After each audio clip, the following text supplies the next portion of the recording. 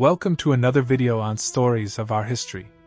The early spring air of 845 AD still carried the sharp chill of a receding winter, as the dawn mist clung to the winding, muddy waters of the River Seine. The river, broad and sluggish in its lower stretches, served as the main artery of West Francia, a liquid highway that bore the wealth of Burgundy, the grain of the Paris basin, and the wine of the Champagne region directly into the heart of the kingdom. On the banks of that river, the peasant farmers who tended their waterlogged fields and the monks who chanted the divine office in their riverside abbeys had no conception that their world was about to be consumed by fire and steel. Far to the west, at the river's wide estuary near the modern-day city of Le Havre, a terrifying sight materialized out of the haze. A massive fleet of 120 longships, their oaken hulls black with tar and their high prows carved into the snarling visages of dragons and serpents, had crossed the English Channel and entered the mouth of the Seine undetected. The vessels moved in a tight, disciplined formation, their square woolen sails striped in red and white, the rhythmic beat of the oars churning the water into frothing, white-crested chaos. On board these vessels stood over 5,000 Norse warriors, men from the rugged, sea-battered fjords of Denmark and Norway, their bodies lean and hardened by a lifetime of maritime deprivation and violent ambition. They were armed with the finest weapons their advanced iron-forging culture could produce: long, pattern-welded swords with handles wrapped in silver wire, heavy, broad-bladed axes that could cleave a man's skull through an iron helmet, and round shields painted with the swirling, intertwined iconography of their fearsome pagan cosmology. The leader of this floating armada was a chieftain whose name, Reginherus, would be recorded with horror in the Latin chronicles of the Frankish clergy, and whose later legendary counterpart, Ragnar Lothbrok, would be immortalized in the sweeping poetic narratives of the Old Norse Sagas.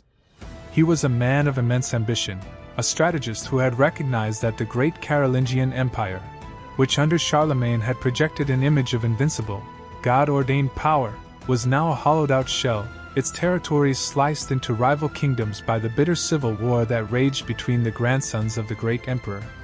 The Seine was not just a river. It was an open invitation, a strategic corridor that bypassed the coastal defenses and pointed like a dagger directly at the political heart of the western Frankish kingdom. As the fleet began its methodical journey upstream, the raiders passed the great abbey of Jumièges, a powerhouse of Frankish monasticism, and the monks, looking down from their stone towers, saw the horizon darkened by the sheer volume of pagan sails. They rang the alarm bells, but the sound was swallowed by the vast, indifferent sky. The signal fires that were meant to relay a warning along the river failed, lit too late, or snuffed out by the dampness of the season.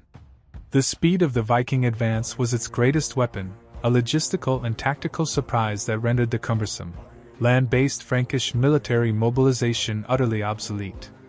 By the time the first panicked riders reached the court of King Charles the Bald in the interior, the dragon ships were already deep into the heartland of the empire, moving closer with every stroke of the oar to the gleaming city that had been the cradle of the Carolingian Renaissance, a city that had not seen a hostile army at its gates for centuries. A city utterly unprepared for the apocalypse that Reginherus was about to unleash. The Frankish Empire that the Vikings were so audaciously invading was, by the year 845, a magnificent but fatally fractured political entity. The death of Charlemagne in 814 had set in motion a dynastic entropy that his son, Louis the Pious, struggled desperately to contain.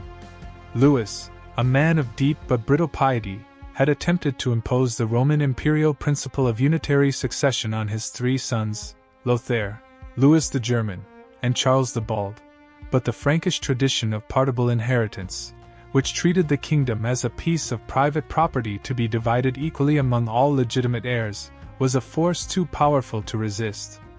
The 830s and 840s were a period of near-continuous internecine warfare, a deeply destabilizing civil conflict that saw fathers fighting sons, brothers betraying brothers, and the most powerful magnates of the empire selling their loyalty to the highest bidder. The Treaty of Verdun, signed in August 843, just 2 years before the Viking siege of Paris, formalized the empire's disintegration into 3 separate kingdoms.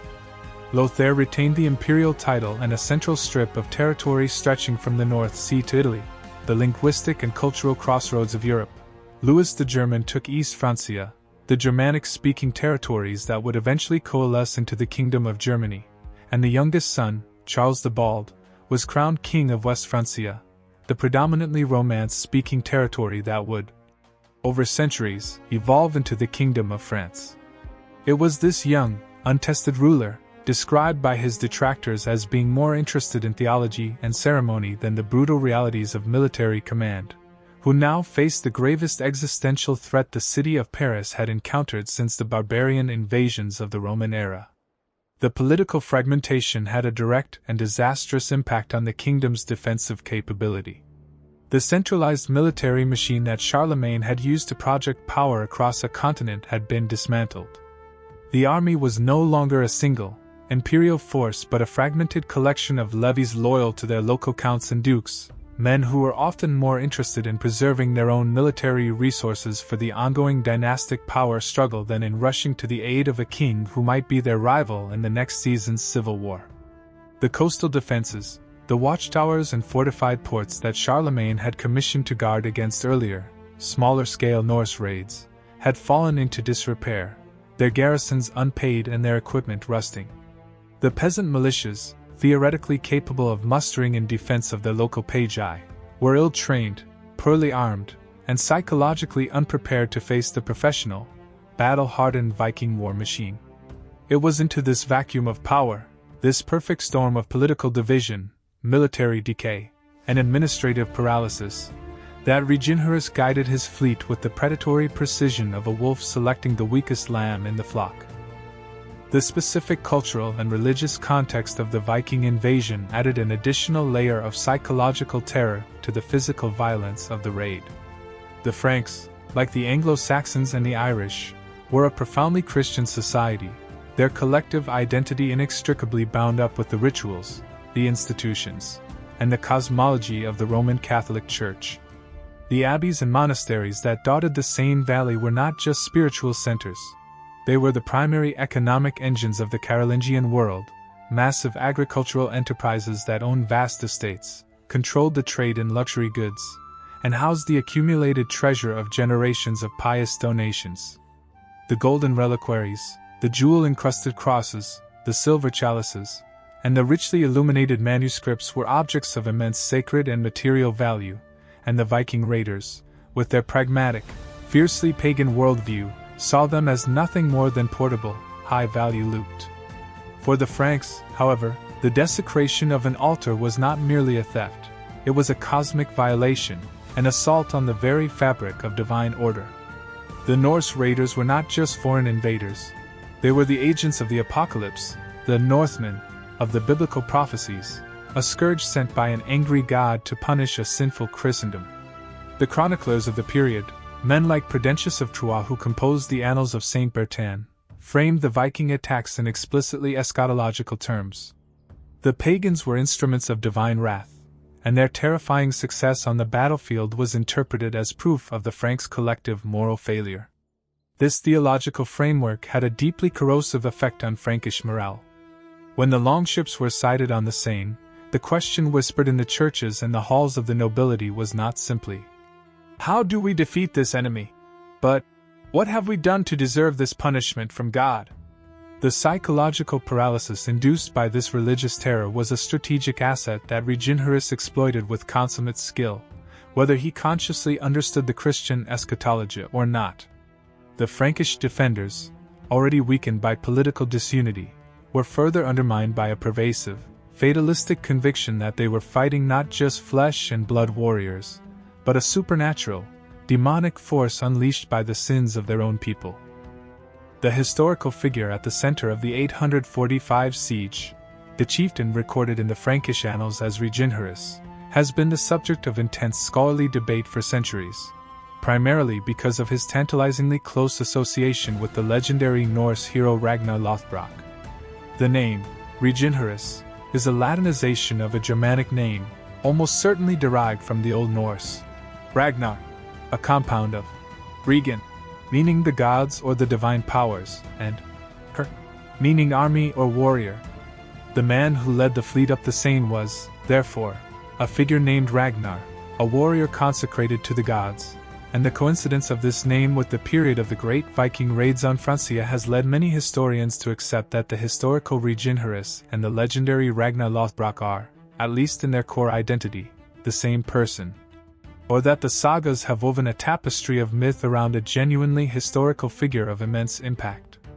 The sagas, the great prose narratives of medieval Iceland, present Ragnar Lothbrok as a descendant of Odin himself, a warrior of supernatural courage and cunning, who married the shield maiden Lagertha, the noblewoman Thora Borgerjord, and the Aslog, daughter of the legendary hero Sigurd the Dragon Slayer. The saga Ragnar is the father of a dynasty of Viking super-predators, Ivar the Boneless, Bjorn Ironside, Halfdan Ragnarsson, and Sigurd Snake in the Eye, who would go on to conquer vast territories in England and Ireland. The legend attributes to Ragnar the first use of the hairy breeches, from which his nickname, Lothbrok, is derived, a suit of shaggy, tarred trousers that he donned to protect himself from the venomous serpents that guarded the lair of a giant serpent he slew to win his bride Thora. The Frankish annals, by contrast, present a much more sober, though no less terrifying, portrait of the historical Reginherus.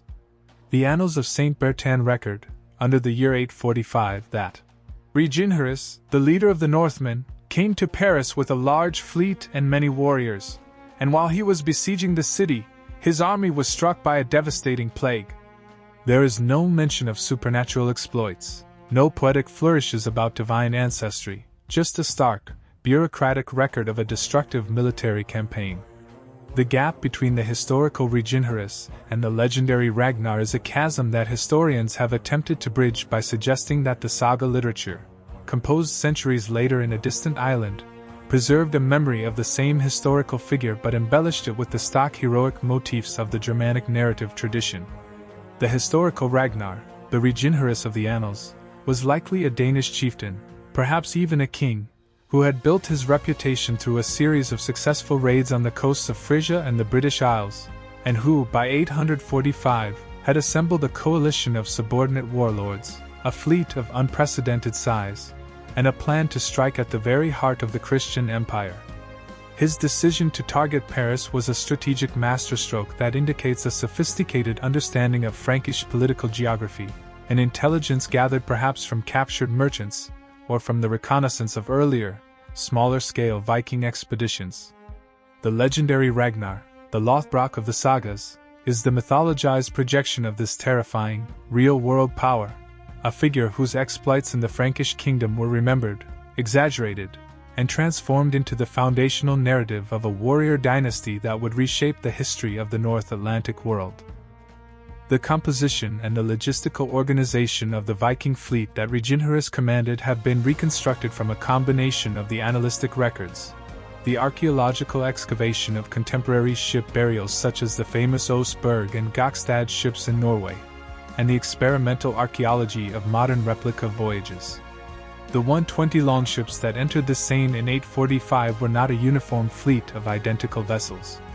They were a coalition fleet, composed of the personal warships of multiple independent chieftains who had sworn temporary loyalty to Reginherus for the duration of the campaign, lured by the promise of immense plunder and the glory of striking at the heart of the Christian Empire. The core of the fleet was likely composed of warships of the Skade class, the lean, fast, sea steeds, that were the primary instrument of Viking amphibious warfare. A typical Skade of this period would measure between 25 and 30 meters in length, with a beam of no more than 5 meters, a shallow draft of less than a meter, and a double-ended hull that allowed it to reverse direction without turning. It would be propelled by a single, square-rigged woolen sail and, when the wind failed, by up to 30 pairs of oars, each pulled by a warrior who was as much a fighter as a rower. The crew of a single Skade numbered between 60 and 80 men, all of whom were freeborn warriors, bound to their chieftain by a complex web of oath, gift-giving, and shared predation. Multiplying these figures by the 120 ships of the fleet yields a total force of between 5,000 and 7,000 heavily armed, highly motivated warriors, a landing force of a scale that no Frankish army had confronted in a century. The logistical requirements of this floating army were immense. The ships carried barrels of fresh water, sacks of barley and dried fish, and critically, a large number of extra weapons and tools for repair. The Vikings were not merely raiders. They were a mobile, self-sufficient military community capable of operating deep in hostile territory for months at a time, living off the land through the systematic plunder of the countryside and the confiscation of local grain and cattle.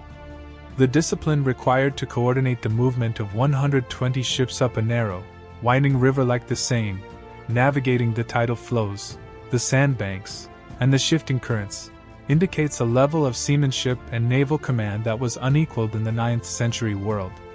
The Frankish defenders, who had no comparable naval force and whose riverine defenses consisted of a few decayed Roman-era fortifications, were facing an enemy that was, in every sense of the term, a marine superpower.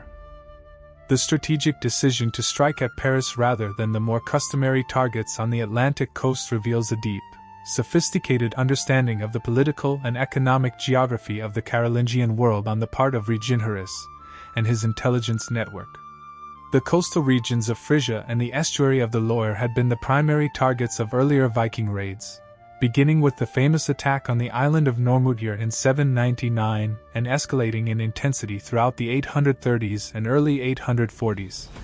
The coastal Frankish counties, under the command of their local margraves, had begun, slowly and imperfectly, to adapt their defenses, building fortified bridges and mustering local militias. The heart of the Frankish kingdom, the Seine basin and the Isle de France, however, was considered a secure interior zone, a region of rich abbeys, prosperous market towns, and the royal palaces where the Carolingian kings held their courts. By sailing a fleet directly up the Seine, Reginherus bypassed the slowly hardening coastal defenses and struck at a target that was not only fabulously wealthy but also psychologically and symbolically decisive.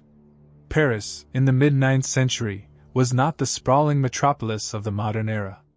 It was a strategically sited city of perhaps 20,000 inhabitants, concentrated primarily on the Isle de la Cite, a natural island fortress in the Seine that was connected to the north and south banks by 2 wooden bridges. The city was a center of royal administration, a key minting location for the silver deniers of the Carolingian coinage, and the seat of a bishopric whose cathedral of Saint Etienne occupied the eastern end of the island. The abbeys that ringed the city, particularly the great monastery of Saint Denis to the north, where the kings of the Franks were buried, and Saint-Germain-des-Prés to the south, were the repositories of an immense concentration of ecclesiastical treasure. The sacking of these holy sites would not only yield a vast fortune in gold and silver but would also deliver a devastating blow to the prestige and the moral authority of the Carolingian monarchy. Reginherus, in targeting Paris, was not simply looking for plunder. He was aiming to humiliate and paralyze the entire political structure of West Francia, and his choice of target demonstrates a strategic vision that moves far beyond the opportunistic hit-and-run tactics of the earlier Viking raiders. The response of the Frankish monarchy to the crisis that was developing on the Seine was a case study in administrative paralysis and military incompetence, a catastrophic failure of leadership that would have lasting consequences for the Carolingian dynasty. King Charles the Bald, who was 22 years old in 845 and had been a crown monarch for only 2 years since the Treaty of Verdun, was in a desperately weak political position. His authority was contested by the Aquitanian nobility in the south, who had raised a rebellion in favor of his nephew, Pepin II, and his relationship with his own great magnates, the counts and dukes who commanded the regional levies, was a complex, fraught negotiation rather than a straightforward chain of command. When the first reports of the massive Viking fleet reached the royal court, which was likely at the Palace of Compiègne or the Abbey of Saint Denis, the king's initial response was to summon the general levy, the lantuary, a theoretically universal mobilization of all free men capable of bearing arms. In practice, this system was hopelessly slow and inefficient. The messengers had to ride to the courts of the great nobles, who would then send their own messengers to their subordinate vassals, who would then muster their own peasant levies and march them, at a walking pace, to the designated assembly point. The process could take weeks, and by the time the Frankish army was fully assembled, the Vikings would have already achieved their objective and departed. Charles the Bald, to his credit, recognized the inadequacy of the traditional levy system and attempted to marshal a more mobile force, calling upon his immediate vassals and the household troops of his own royal domain. The army that he eventually assembled was a mixed force of mounted heavy cavalry, the elite scara of the Frankish military, and foot soldiers drawn from the counties of the Paris basin. The total number of troops at his disposal was likely no more than a few thousand, and their morale was deeply compromised by the terrifying reputation of the Norse warriors and by the palpable fear that God had abandoned the Christian cause. When the Frankish army finally marched to the relief of Paris, it camped on the north bank of the Seine, near the abbey of Saint Denis, while Reginherus and his main force had already encircled the Isle de la Cite and were in the process of sacking the undefended suburbs. The king's military advisors, a fractious and mutually suspicious group of noblemen, could not agree on a unified plan of action. Some advocated an immediate assault on the Viking camp, while others, perhaps more realistically, argued that the Frankish forces were too weak to risk a direct confrontation and that the best course of action was to negotiate a withdrawal of the pagans through the payment of tribute. The king, paralyzed by indecision and the conflicting advice of his counselors, did nothing. The Frankish army remained in its camp, a passive and demoralized witness to the destruction of the kingdom's most sacred and prosperous city, a monument to the total collapse of Carolingian military power. The Frankish military's tactical and technological disadvantages against the Viking raiders of 845 were profound and had been developing for decades without any effective corrective response from the royal administration.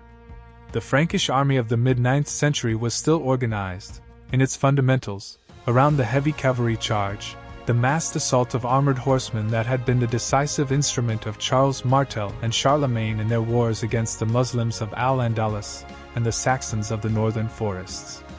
The heavy cavalry was a superbly effective offensive weapon on open, flat terrain, but it was almost useless against a mobile, amphibious enemy that did not form up for a pitched battle. The Vikings, operating from their fortified riverside camps, could not be forced into a cavalry engagement. They could launch their raids on foot, moving swiftly through the dense woodlands and the marshy riverbanks, and retreat to their ships before the Frankish horsemen could even deploy. The Frankish infantry, composed of peasant levies who were poorly armed and minimally trained, was no match for the professional Norse warriors, whose entire culture was organized around individual prowess in hand-to-hand combat. The most notable technological gap was in the realm of naval warfare. The Franks, a land-based empire, possessed no significant navy. The idea of confronting the Vikings on the water, of building a fleet of warships that could intercept the Longships before they landed, was simply beyond the administrative and technological capacity of the Carolingian state. The few attempts that were made to construct riverine patrol vessels were half-hearted, underfunded failures. The result was that the Viking fleets enjoyed a total monopoly on maritime and riverine mobility. They could choose the time, the place, and the scale of their attack, while the Frankish defenders were condemned to a purely reactive, and therefore always failing, strategy. The siege of Paris in 845 was the ultimate demonstration of this tactical asymmetry. The Frankish army, which might have been numerically superior to the Viking force, was rendered completely impotent because it could not bring the enemy to a decisive battle on its own terms. It could only stand on the riverbank, watch the pagan banners flying over the smoking ruins of the suburbs, and wait for the king to buy the city's survival with the silver of his churches. The religious dimension of the Frankish response was encapsulated in the role of the city of Paris's patron saint, Genevieve, a 5th-century Romanized Gaulish virgin who, according to her hagiography, had saved the city from the Huns of Attila through her prayers. In the spring of 845, as the Viking siege tightened around the Isle de la Cite, the Bishop of Paris, a man named Reginherus, ordered the removal of the precious reliquary casket containing the bodily remains of Saint Genevieve from its shrine in the cathedral. The relics were processed around the walls of the island fortress, the clergy chanting the penitential psalms, the terrified citizens prostrating themselves in the muddy streets, begging the saint to intercede with the divine power to repel the pagan horde.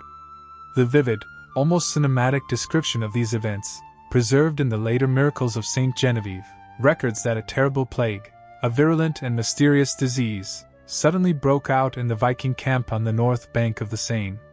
The Norsemen, who had been feasting on the plundered provisions of the countryside, began to sicken and die in horrible numbers. The symptoms described, A high fever, a bloody flux of the bowels, and the rapid blackening of the flesh suggest a severe outbreak of dysentery, perhaps aggravated by typhus or some form of enteric fever, a common consequence of large, unsanitary military encampments in the medieval period. For the Christian defenders, the plague was an unambiguous miracle, a direct, tangible intervention of the saint on their behalf. For Reginherus and his warriors, the plague was a terrifying, incomprehensible catastrophe. The Norse pagan religion, with its pantheon of capricious gods and its deep-seated fatalism, had no explanation for a disease that struck without warning, that killed the strongest warrior as swiftly as the weakest, and that could not be combated with sword or shield. The psychological impact of the plague on the Viking army was devastating. The siege was paralyzed, the morale of the raiders collapsed, and Reginherus, who may have been personally afflicted by the disease, was forced to open negotiations with the Frankish king, not from a position of triumphant strength, but from a position of desperate, plague-stricken vulnerability. The physical city that the Vikings besieged in the spring of 845 was a settlement in transition, caught between the monumental legacy of the Roman Empire and the emerging urban form of the early medieval period. The Roman town of Lutetia, founded on the left bank of the Seine in the 1st century BC, had been largely abandoned by the 4th century AD, its population retreating to the defensible island of the audacious site, which they fortified with a wall of reused stone blocks, the remnants of the Roman civic buildings. By the 9th century, the audacious site was the core of the urban settlement, a densely packed warren of narrow, winding streets, the wooden houses jostling for space with the stone towers of the episcopal palace, the royal law courts, and the cathedral of Saint Etienne. The island was connected to the mainland by two fortified wooden bridges, the Grand Pont to the north and the Petit Pont to the south, each protected at its island terminus by a heavy, iron-bound gate and a tower garrisoned by a small detachment of the city militia. The permanent population of the island was perhaps 5,000 to 7,000 souls, a mix of clergy, royal officials, artisans, and the servants and slaves who maintained the households of the elite. The suburbs on the north and south banks, however, had experienced a significant expansion in the preceding decades, driven by the commercial prosperity of the Carolingian Renaissance. The right bank, in particular, was the site of a thriving mercantile quarter, the emporium of the city, where the Frisian traders, the Jewish merchants, and the Italian warehousemen maintained their stalls and their stockpiles of imported luxuries, the silks of Byzantium, the pottery of the Rhineland, the glassware of the Near East. The left bank was dominated by the great religious foundations. The Abbey of Saint-Germain-des-Prés, founded in the 6th century by the Merovingian king Childebert I, was a sprawling complex of monastic buildings, workshops, and agricultural fields, its basilica housing the relics of the Frankish Saint-Germain and a treasury of astonishing wealth. To the north of the river, the Abbey of Saint Denis, the royal necropolis, stood as the spiritual apex of the Frankish kingdom, its gilded altars and its immense collection of jeweled reliquaries representing the accumulated donations of 3 centuries of pious kings. These suburban abbeys, completely undefended by walls and dependent on the protection of the distant royal army, were the primary targets of Reginherus's raiders. The sack of these holy sites, which occurred in the early days of the siege, was a catastrophe not just for the religious communities but for the entire cultural memory of the Frankish people, as the accumulated treasures of their greatest kings were melted down into hack silver or loaded onto the dragon ships for transport to the pagan markets of the north. The Viking assault on the suburbs of Paris was a methodical, systematic operation of plunder and terror that unfolded over several days in late March and early April of 845. Reginherus, having established a fortified camp on the north bank of the Seine, likely in the area of the modern Bois de Boulogne, divided his forces into multiple raiding parties. Each party, consisting of several hundred warriors, was assigned a specific target: the undefended trading quarter on the right bank, the monastic complex of Saint-Germain-des-Prés on the left, and the smaller churches and landed estates that dotted the river valley. The Frankish chronicles, particularly the Annals of Saint Bertin and the contemporary narrative of the Miracles of Saint-Germain, paint a harrowing picture of the ensuing violence. The monks who had not fled to the safety of the Al-Dalah site were cut down in their choirs, their blood staining the illuminated manuscripts that they had so lovingly copied. The nuns of the convent of Saint Genevieve were dragged from their cells and subjected to the brutal predations of the warriors. The sacred vessels, the gold and silver chalices, the gem-encrusted book covers, and the delicate ivory diptychs were ripped from the altars and piled into the waiting carts and on the shoulders of the warriors.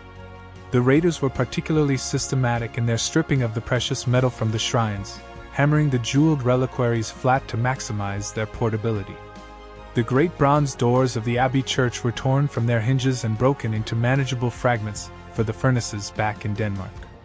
The Viking warriors, as pagans, had no reverence for the Christian sacred objects, but they were not simply vandals. They were expert looters who understood the exact market value of the objects they were seizing, and they took great care to preserve the high-value items that could be sold intact to the wealthy Christian or Muslim courts of the Mediterranean. The human cost of the sack was immense. The population of the suburbs, those who could not escape to the island, were either killed or taken captive, the beginning of a journey into slavery that would see them sold in the great markets of Hedeby, Kaupang, and Dublin. The fires set by the raiders consumed the wooden buildings of the mercantile quarter, sending up a pall of black smoke that was visible, the chronicler Prudentius records, from the distant hills of the Beauce region. The sack of the Parisian suburbs was not just a military operation, it was an act of cultural terrorism that announced, in the most brutal terms imaginable, the total collapse of the social contract between the Frankish crown and its subjects. The king, Charles the Bald, had been unable to protect his people, and the psychological wound of that failure would fester in the collective memory of the Frankish kingdom for generations. The strategic impasse that developed in the second week of the siege was the direct result of the topographical limitations of the Viking military technology. The Al-Dalah site, the heart of the city, was a natural fortress. Its Roman-era stone walls, repaired and strengthened by the Frankish counts of the previous century, were too high to be stormed by a direct assault without siege engines. The two fortified bridges that connected the island to the banks were narrow choke points that could be held by a small, determined garrison against an attacking force of any size, neutralizing the Viking advantage in numbers. The deep, fast-flowing waters of the Seine prevented the longships from simply beaching on the island itself, and the Frankish defenders had thrown a heavy iron chain across the river, blocking the navigable channel and preventing the Viking fleet from moving further upstream to threaten the interior. Reginherus, a master of amphibious warfare, recognized that a direct assault on the island would be a costly and potentially suicidal endeavor. His strategic calculus shifted from assault to siege, the methodical strangulation of the city through the denial of food and supplies. The Viking camp on the north bank was expanded and fortified, and a second camp was established on the south bank, completing the encirclement of the city. The countryside for 30 miles around Paris was systematically denuded of its grain, its cattle, and its stored provisions. The foraging parties of the Vikings, moving in swift, highly mobile columns, penetrated deep into the Beauce, the breadbasket of the Paris basin, burning the villages and driving off the terrified peasantry. The purpose of this scorched earth policy was twofold: to provision the besieging army and to ensure that no relief force could operate in the region without facing the same logistical starvation that was afflicting the defenders. The siege of Paris was, in its military essence, a race between the dwindling food supplies of the island and the capacity of the Frankish king to organize a credible relief army. The plague that struck the Viking camp, which we have already discussed, dramatically altered this calculus, introducing a new and terrifying variable that neither side had anticipated. The mysterious plague that decimated Reginherus's army during the siege of Paris is one of the most intriguing and historically significant episodes of the entire campaign, a moment where the narrative of military history intersects with the potent world of religious belief and medieval epidemiology.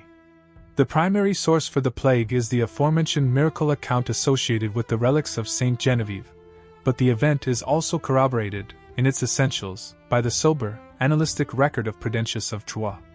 According to the hagiographical tradition, as the pagan army tightened its grip on the city, the bishop Erchenrad organized a penitential procession of the relics around the walls of the Al-Dalah site. The terrified citizens, the monks, and the few surviving soldiers prostrated themselves in the muddy streets, chanting the Kyrie eleison and the litanies of the saints. The reliquary of Saint Genevieve, a beautifully crafted casket of gold and enamel, was raised toward the Viking camp, and the bishop called upon the saint to defend her city as she had done in the time of Attila. The miracle, according to the source, was immediate and devastating. A blinding, noxious mist rose from the river, and within the Viking camp, a great wailing arose as the warriors began to collapse, their bodies racked by a violent fever, their bowels loosened by a bloody flux, and their skin breaking out in dark, necrotic lesions. The plague spread with terrifying speed through the densely packed encampment, killing hundreds of men within the first few days and leaving the survivors so weakened and demoralized that the continuation of the siege became a physical impossibility. From a modern medical perspective, the description of the symptoms is consistent with a severe outbreak of bacillary dysentery, possibly compounded by typhoid fever or even a form of leptospirosis, all of which are diseases that thrive in the unsanitary conditions of a large military camp without access to clean water. The Seine, the primary water source for the Viking army, was the same river into which the sewage of the besieged city, the waste of its thousands of inhabitants, was being discharged. The ingestion of water contaminated with human fecal matter is a classic vector for dysentery, and the crowded, unsanitary conditions of the camp would have facilitated the rapid, explosive transmission of the disease. The noxious mist of the hagiographical account is a typical medieval metaphor for the invisible, miasmatic agency of divine punishment. The historical reality, stripped of its theological framework, is that the Vikings were undone by the very insalubriousness of the siege they had initiated, a grimly ironic turn of events that saved the city of Paris from total destruction. The impact of the plague on the negotiations between Reginherus and Charles the Bald was immediate and profoundly consequential. The Viking leader, his army melting away from disease and his own health possibly compromised, recognized that his position was rapidly deteriorating. He could not maintain the siege, and he could not risk a pitched battle with the Frankish army, however incompetent its leadership, while his own warriors were dying by the hundreds. His strategic objective shifted from the total conquest and sack of Paris to the extraction of the maximum possible payment in return for his withdrawal. The Frankish king, for his part, was also in a desperate position. His army was intact but demoralized and politically unreliable.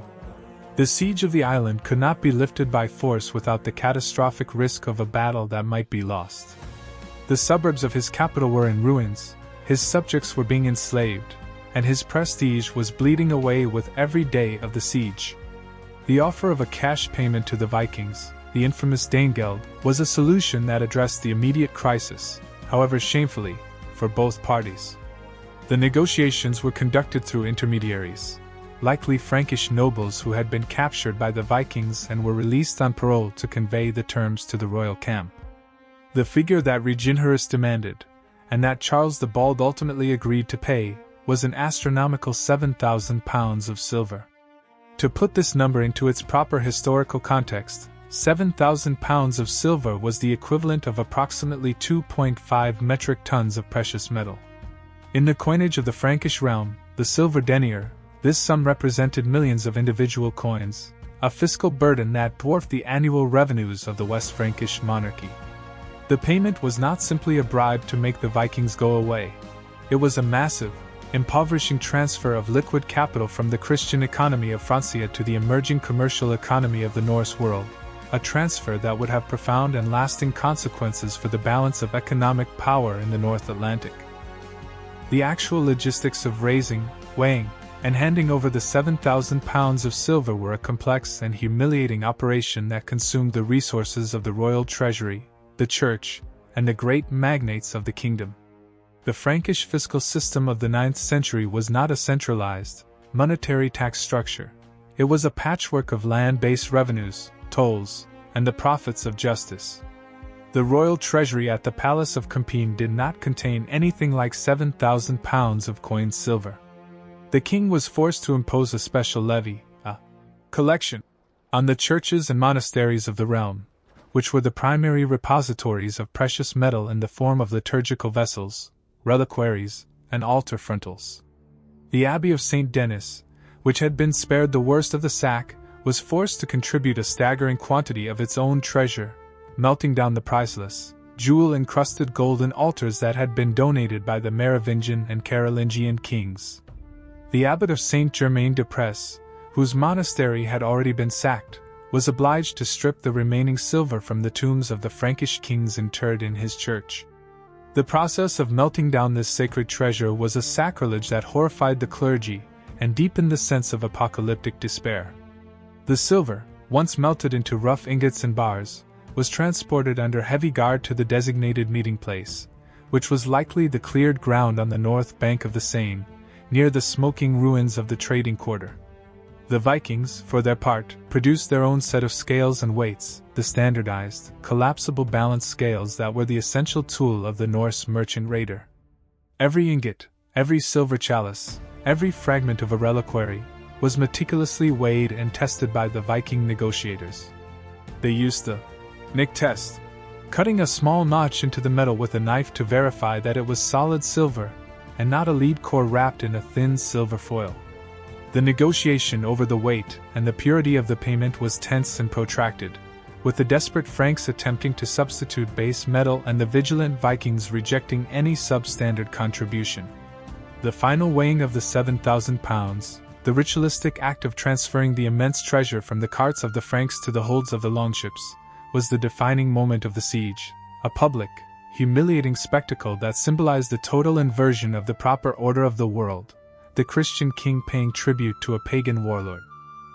The precedent established by the payment of the 7,000 pounds of silver at Paris in 845 was nothing less than a catastrophic reversal of the fiscal and strategic logic of the Carolingian state, a decision that would haunt the Frankish kingdoms for the remainder of the 9th century and beyond.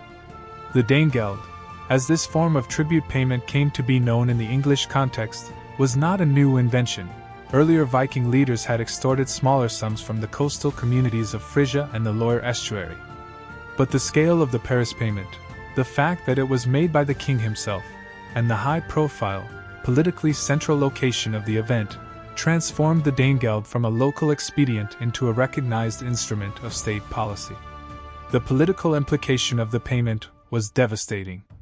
Reginherus and his fellow chieftains did not view the 7,000 pounds of silver as a final settlement. They viewed it as a down payment, a demonstration of the Frankish kingdom's willingness to purchase its safety. The payment confirmed, in the minds of the Norse strategic planners, that Francia was not a dangerous, well-defended realm but a rich, soft, and perpetually vulnerable source of liquid wealth. The news of the Paris Danegeld spread through the Norse diaspora with the speed of a maritime rumor, traveling along the trade routes from the Frankish ports to the marketplaces of Hedeby, Koppang, and Dublin. Within a few years of the 845 siege, Viking fleets were returning to the Seine, the Scheldt, and the Loire with the explicit objective of extorting similar payments, and they found the Frankish king and his magnates increasingly willing to pay. The Danegeld became a self-perpetuating cycle of violence and tribute. The payment of silver funded the construction of more longships and the recruitment of more warriors, which enabled larger and more aggressive raids, which in turn demanded larger tribute payments. The Frankish kingdom was, in effect, financing its own destruction, pouring its accumulated capital into the hands of the very raiders who were tearing the social fabric of the realm to shreds. The character of Reginherus, the man who had forced the hand of a Carolingian king, remains enigmatic despite, or perhaps because of, his later legendary status. The Frankish annals, after recording the payment of the Danegeld and the lifting of the siege, provide a brief, tantalizing postscript to his career. Reginherus, laden with his 7,000 pounds of silver, sailed his fleet back down the Seine to the coast, but he did not return immediately to Denmark. He lingered on the Frisian coast, raiding the wealthy trading emporium of Dorstad and extorting further tribute from the local counts. The annals then record, with a grimly satisfied tone, that Reginherus returned to the court of the Danish king, Horik I, and began to boast of his extraordinary success, displaying the immense treasure he had extracted from the Franks. According to the chronicler Prudentius, this boasting was a fatal mistake. The pagan gods, or the Christian god acting through the gods, punished Reginherus for his hubris. He was struck down by a mysterious disease, a sudden and violent illness that caused his body to swell and his flesh to rot, a clear parallel to the plague that had struck his army at Paris. He died in agonizing pain, a judgment of God, upon the man who had desecrated the holy places. This account, while deeply colored by theological prejudice and the literary trope of the evil man meeting a just end, may contain a core of historical truth. The disease that had ravaged the Viking camp at Paris, the dysentery or typhus, can have a long incubation period, and it is entirely plausible that Reginherus, having been exposed during the siege, succumbed to the illness some months later. The saga tradition, by contrast, provides a much more elaborate and legendary account of Ragnar Lothbrok's death, placing it in Northumbria many years later, where he is said to have been captured by King Aella and executed by being thrown into a pit of venomous snakes, an event that supposedly triggered the invasion of England by his vengeful sons. The gap between the historical Reginherus, dying of a fever in Denmark in 845 or 846, and the legendary Ragnar, dying in a snake pit in England in the 860s, is a gap that historians have filled with the theory of multiple Ragnars, a composite legendary figure woven from the exploits of several distinct historical chieftains. The core, the historical kernel of the legend, remains the Siege of Paris, an event of such magnitude that it could not be forgotten, and the name of the man who led it, Ragnar, became the magnetic pole to which all the later heroic stories of the Viking Age were drawn. The immediate aftermath of the siege for the city of Paris and its inhabitants was a long, painful period of physical and psychological reconstruction. The suburbs, which had been the commercial and religious engine of the city, were a desolation of blackened timbers and scattered human remains. The Abbey of Saint-Germain-des-Prés, one of the most important intellectual and artistic centers of the Carolingian world, had been gutted. Its scriptorium, where the beautiful, jewel-like illuminated manuscripts had been produced, was a pile of ashes, and its monks were either dead, enslaved, or scattered. The process of rebuilding the physical infrastructure of the city was a monumental task that consumed the resources of the Frankish crown and the church for decades. The psychological trauma was even deeper. The miraculous intercession of Saint Genevieve, the belief that the city had been saved not by the king's army but by the direct intervention of the divine, was a transformative moment in the city's religious identity. The cult of Saint Genevieve was elevated to a new level of prominence, and the saint became, in a very real sense, the spiritual sovereign of the city, a protector whose power transcended the impotent military force of the earthly monarchy. The political lesson of the siege, the failure of the king and his army, was not lost on the Parisians. The city itself began to take a more active role in its own defense. The wooden walls of the Isle de la Cite were, in the following decades, reinforced with stone, and the bridges were fortified with heavy, stone-built gatehouses. The siege of 845, rather than breaking the spirit of Paris, forged a new, more resilient urban identity, an identity grounded in the miraculous protection of its patron saint and the grim determination to never again rely solely on the protection of a distant and impotent royal court. The Vikings had, in their brutal and destructive way, catalyzed the birth of a distinct Parisian civic consciousness. The broader strategic landscape of Viking raids on the Frankish coast in the years immediately following the siege of Paris of 845 reveals the depth of the precedent that Reginherus had set and the accelerating collapse of the Carolingian defensive perimeter. The payment of the 7,000 pounds of silver had not purchased peace. It had purchased a brief, uneasy truce, and it had advertised the immense profitability of the Frankish kingdom to every ambitious chieftain in the Norse world. In the summer of 845, almost simultaneously with the events on the Seine, a separate Viking fleet under a chieftain named Isger penetrated the River Garonne and advanced on the city of Bordeaux, sacking the rich wine-producing region of Aquitaine. King Charles the Bald, his treasury already depleted by the Paris Danegeld, was unable to mount an effective defense, and the local Aquitanian nobility, still in a state of semi-rebellion against the Carolingian crown, were more interested in their own political intrigues than in repelling the pagan invaders. The Viking raids were not a single, coordinated campaign. they were a constant, corrosive pressure along the entire Atlantic and Channel coastline, a pressure that the fragmented, politically divided Frankish state was structurally incapable of resisting. The death of Reginherus in Denmark, as we have discussed, did not mark the end of the threat from his dynasty. The saga tradition, whatever its historical reliability, preserves the memory of a powerful reaction to his death, a wave of vengeance-driven invasions led by his sons.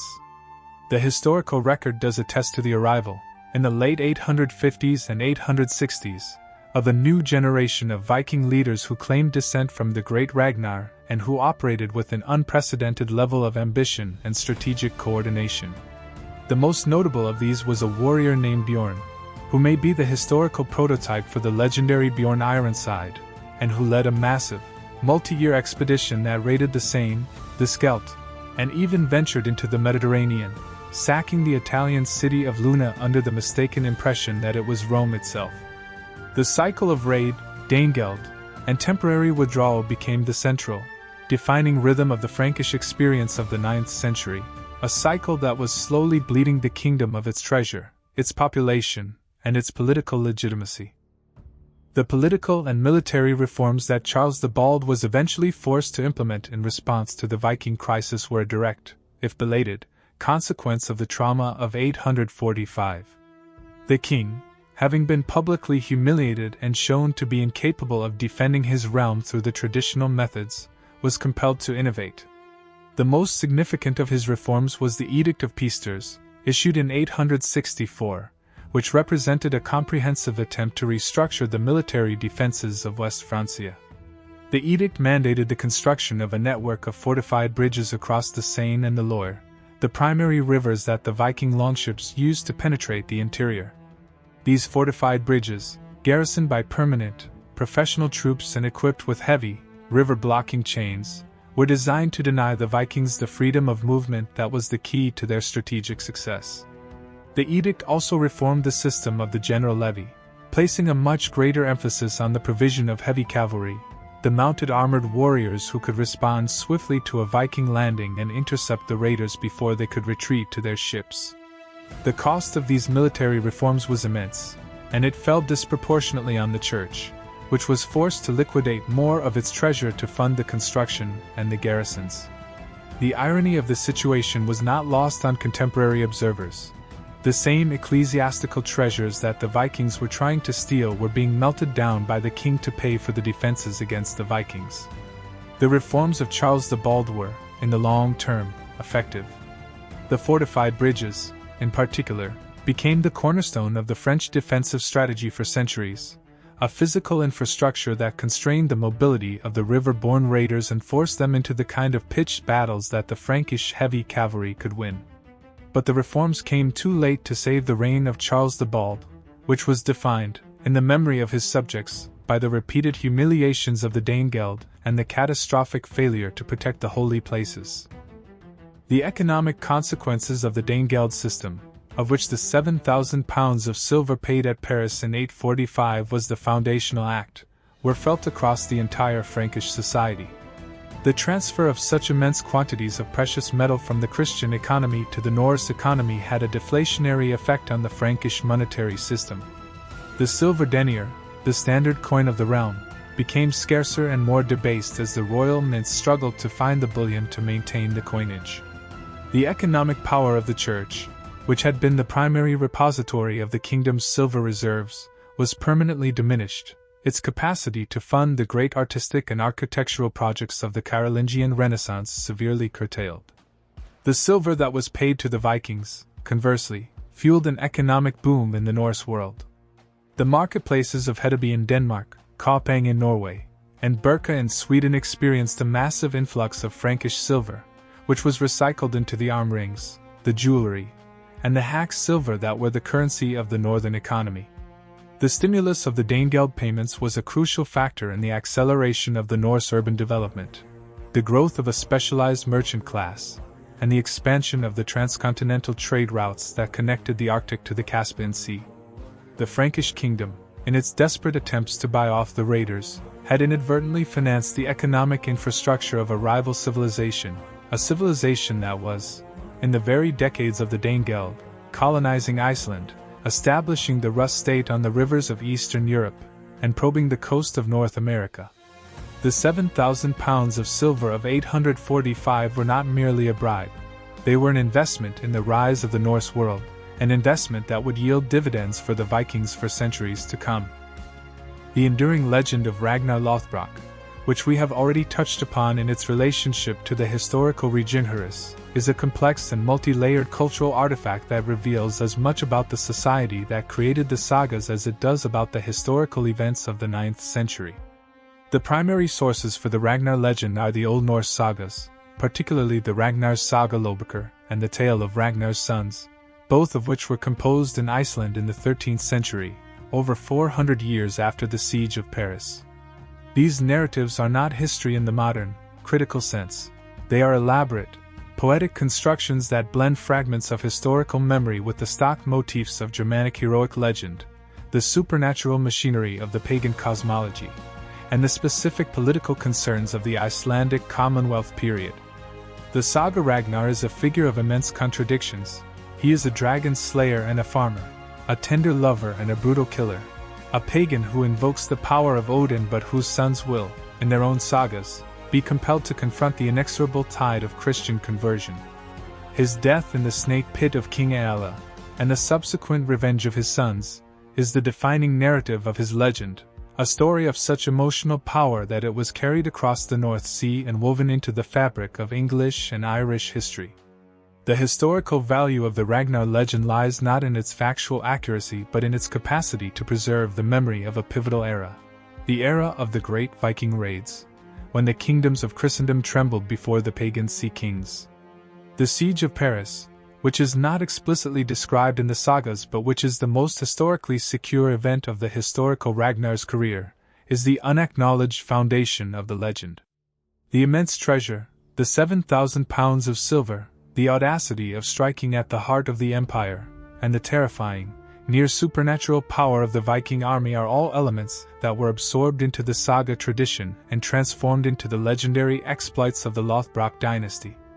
The historical Reginherus, the pragmatic, calculating chieftain who died of a fever in Denmark, was not a saga hero. But the shock of his invasion, the trauma of his success, and the lasting consequences of his Danegeld were so profound that they could only be processed, in the cultural memory of the Norse people, through the medium of myth. The religious dimensions of the siege of Paris, the clash between the pagan cosmology of the Norse and the Christian eschatology of the Franks, were not simply a matter of abstract theology. They were a lived, visceral experience that shaped the perceptions and the decisions of the participants on both sides. The Viking warriors who rode up the Seine did so under the protection of their own gods, the violent, capricious, and fate-bound deities of the Norse pantheon. They wore the hammer of Thor around their necks as an amulet of protection, and they dedicated their kills to Odin, the one-eyed god of war and poetry, who would welcome the bravest of the slain into his hall of Valhalla. The Christian god, in their perception, was a weak, distant deity, the god of a people who paid tribute rather than fight, a god who could not protect his own churches from desecration. The psychological impact of the Viking paganism on the Franks was, as we have discussed, a crucial element of the Norse terror. The Franks, for their part, viewed the Viking paganism not as a neutral alternative religion, but as a demonic, anti-Christian force, the literal army of Satan sent to test the faithful. The processions of relics, the penitential prayers, and the invocation of the saints were not merely symbolic acts. They were the primary weapons of psychological and spiritual warfare available to a population that had been abandoned by its earthly protectors. The plague that struck the Viking camp was interpreted, by both sides, in religious terms. For the Franks, it was the undeniable proof of the power of Saint Genevieve and the Christian God. For the Vikings, it was a terrifying, inexplicable stroke of bad luck, a manifestation of the capricious and hostile supernatural forces that surrounded the human world. The religious confrontation of the siege did not end with the payment of the Danegeld. The seeds of the eventual conversion of the Norse, a process that would take another 2 centuries, were sown in these traumatic encounters. The Vikings who witnessed the power of the Frankish saints, the immense wealth of the Christian God, and the sophisticated, literate culture of the church were, despite their contempt for the Franks as warriors, slowly absorbing the cultural and religious influences that would ultimately transform their own civilization. The role of the Frankish church in the immediate aftermath of the siege was a complex mixture of spiritual consolation, political propaganda, and institutional self-preservation. The bishops and the abbots, whose lands had been devastated and whose treasuries had been stripped, were the primary articulators of the theological meaning of the catastrophe. The sermons and the chronicles of the period framed the Viking invasion as a divine punishment for the sins of the Frankish people, a theme that we have already noted. The purpose of this theological interpretation was to deflect blame from the monarchy and the military aristocracy and to place the responsibility for the disaster squarely on the moral failings of the entire society. The message was that the Vikings were not a problem to be solved by military force alone. They were a spiritual affliction that required a comprehensive program of moral reform, the purification of the church, the elimination of simony, and the stricter enforcement of Christian marriage laws. This interpretation served the institutional interests of the church, which positioned itself as the essential mediator of divine favor, the only institution capable of restoring the broken relationship between God and his people. The church's response also had a practical dimension. The monasteries and the cathedral chapters, recognizing that the royal administration was incapable of protecting them, began to invest in their own physical defenses. The great abbeys of the Seine Valley, including Saint-Germain-des-Prés and Saint-Denis, were fortified with stone walls and defensive towers, transforming them into self-contained military strongpoints that could withstand a Viking siege. The abbots became, in effect, the military lords of their own territories, commanding their own armed retinues and negotiating their own truces with the Viking chieftains. The Viking crisis, paradoxically, strengthened the institutional power and the political independence of the Frankish church, a trend that would have profound consequences for the later development of the feudal system in France. The material culture of the Viking army that besieged Paris, as reconstructed from the archaeological record of Scandinavia and the North Atlantic colonies, provides a tangible, physical connection to the warriors whose names and individual stories have been lost to history. The weapons that the Franks faced on the Isle de la Cite were the products of a highly sophisticated iron working tradition that had been refined over centuries in the smithies of Norway and Denmark. The most prestigious weapon was the sword, a double-edged, pattern-welded blade of exceptional strength and flexibility, its hilt often inlaid with silver, copper, and gold wire in intricate, swirling patterns of gripping beasts and interlaced serpents. The sword was not merely a tool of war. It was a symbol of a warrior's status, a repository of personal and family honor, and in the pagan belief system, a vessel of supernatural power. The name of the blade, such as leg biter or flame of battle, being an invocation of its killing potential. The more common weapon of the rank and file Viking warrior was the axe, a weapon that varied in size from the small, one-handed bearded axe to the massive, two-handed Dane axe with a crescent-shaped cutting edge of up to 30 centimeters, capable of shearing through a male's shirt and the ribs beneath in a single, devastating stroke. The shield, a circular construction of wooden planks covered with painted leather and reinforced with an iron boss, was the essential defensive tool, used not just to block incoming blows but to actively parry and bind the opponent's weapon in the fluid, aggressive fighting style of the Norsemen. The armor worn by the Vikings of the 845 period was predominantly a coat of mail, the byrnie, a heavy, knee-length shirt of interlinked iron rings that could weigh up to 15 kilograms, and that was an immensely expensive and time-consuming object to produce, signifying that its owner was a warrior of considerable wealth and success. The psychological impact of this heavily armored, superbly armed warrior elite on the poorly equipped Frankish peasant levies must have been overwhelming, a vision of almost supernatural martial power that contributed to the pervasive sense of dread and defeatism that paralyzed the defenders. The nautical technology that enabled the siege, the Viking longship, was, as we have already discussed, the strategic centerpiece of the entire campaign. The archaeological excavation of the Gokstad ship, discovered in a large burial mound in Vestfold, Norway, in 1880, provides the most complete extant example of a vessel of the type that Reginherus would have commanded.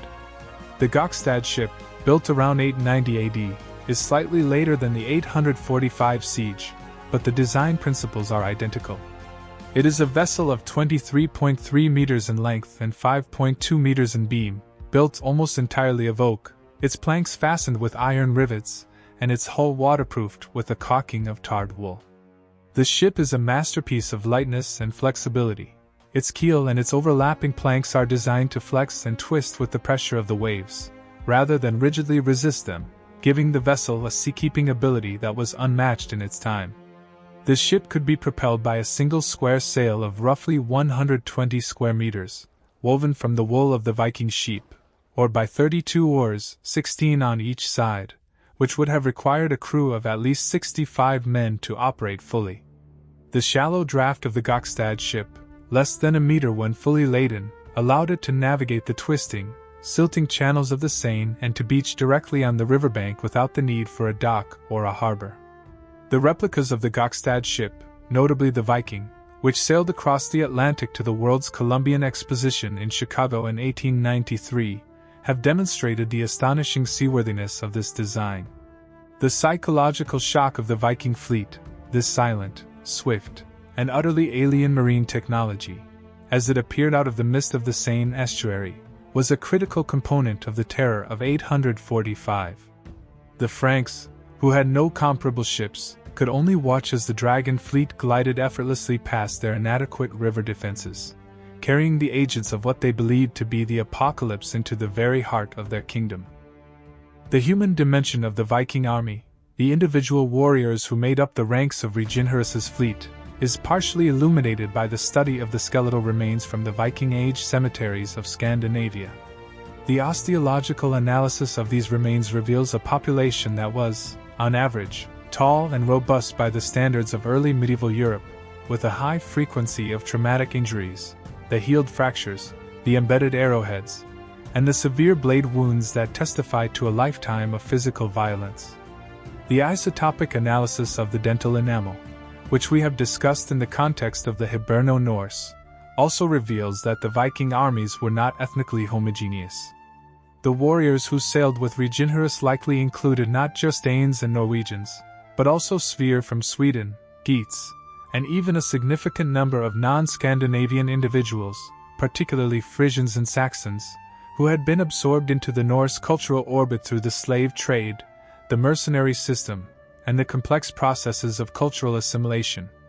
The Viking army was, in effect, a multi-ethnic warrior confederacy, bound together by the charismatic leadership of a successful chieftain, by the shared material culture of the Norse maritime tradition, and by the promise of the plunder that was the economic engine of the entire system. The cohesion of this force, its capacity to operate as a disciplined, coordinated military unit over the course of a multi-week siege far from home, was a function of the social structure of the Norse war band. The relationship between a chieftain and his followers was based on the ritual exchange of gifts, the distribution of the plundered silver and the captured weapons, which created a powerful bond of reciprocal obligation. The warrior who received a silver arm ring from his lord was expected to fight to the death for him, and the lord who failed to reward his warriors adequately would soon find himself abandoned or, worse, murdered by his own men. This gift-giving economy was the social glue that held the Viking army together, transforming a disparate collection of individualists into a cohesive and terrifyingly effective military machine. The broader political economy of the Frankish Empire on the eve of the Viking siege was characterized by a profound structural weakness that the Norse raiders, with their acute commercial and predatory intelligence, were able to exploit with devastating precision. The Carolingian state, for all its cultural and administrative achievements, was a fundamentally agrarian empire, its wealth derived from the agricultural surplus of the great landed estates, the villi, which were worked by the unfree and semi-free peasantry. The monetary economy, the circulation of silver coinage, was largely confined to the long-distance luxury trade and the payment of military salaries. The vast bulk of the population lived in a localized, barter-based economy and had little access to the kind of liquid capital that could be quickly mobilized to pay a Viking army. The royal treasury, as we have seen, was not a deep reservoir of stored cash but a collection of ceremonial objects, the gold and silver artifacts that were the symbolic capital of the monarchy. When Charles the Bald agreed to pay the 7,000 pounds of silver, he was not simply writing a check on a national bank. He was authorizing the liquidation of the kingdom's symbolic patrimony, the melting down of the sacred vessels that represented the historical continuity and the divine sanction of the Carolingian dynasty. The political cost of this liquidation was immense, contributing to the erosion of royal prestige and the growing perception that the king was a weak, fiscally desperate ruler who was sacrificing the kingdom's spiritual heritage to buy off a temporary threat. The Viking raids, by their sheer persistence and their escalating scale, forced the Frankish state to transform its fiscal and military structures in ways that fundamentally altered the balance of power between the crown and the aristocracy. The costs of defense, the construction of the fortified bridges, and the maintenance of the professional garrisons had to be borne by the local communities, and the administration of these resources fell to the local counts and dukes. The result was a massive devolution of power from the central royal court to the regional magnates, a process that accelerated the fragmentation of the Carolingian Empire and laid the foundations for the decentralized, feudal political order of the later Middle Ages. The diplomatic landscape of the North Sea world in the mid-9th century was a complex web of alliances, betrayals, and dynastic connections that had a direct impact on the timing and the targeting of the Viking raids. The Danish kingdom, which was the primary source of the raiders who attacked Francia, was itself a nascent and unstable political entity under the rule of King Horik I. Horik, who reigned from 813 to 854, was a contemporary of the Frankish Emperor Louis the Pious and his sons, and his relationship with the Carolingian court was a complex mixture of trade, diplomacy, and violent predation. Horik consistently attempted to present himself to the Franks as a Christian-friendly monarch who was doing his best to restrain the wild, uncontrollable pirate chieftains who were raiding the Frankish coast. He sent embassies to the court of Louis the Pious, and he may even have received baptism, a political conversion that was intended to normalize relations and open up trade. The reality, however, was that Horik either could not or would not exercise effective control over the independent-minded chieftains who operated out of his kingdom. The men like Reginherus were, in a sense, the rogue operators of the Danish political system, warriors who built their own power bases through successful raiding and who could not be restrained by a king whose own authority was based on the same system of gift-giving and military success.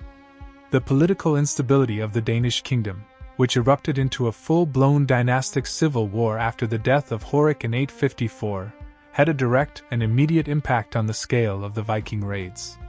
The internal conflict forced defeated chieftains into exile, and these exiles, with their battle-hardened retinues, often turned to the Frankish coast as a source of plunder and a base from which to rebuild their political fortunes.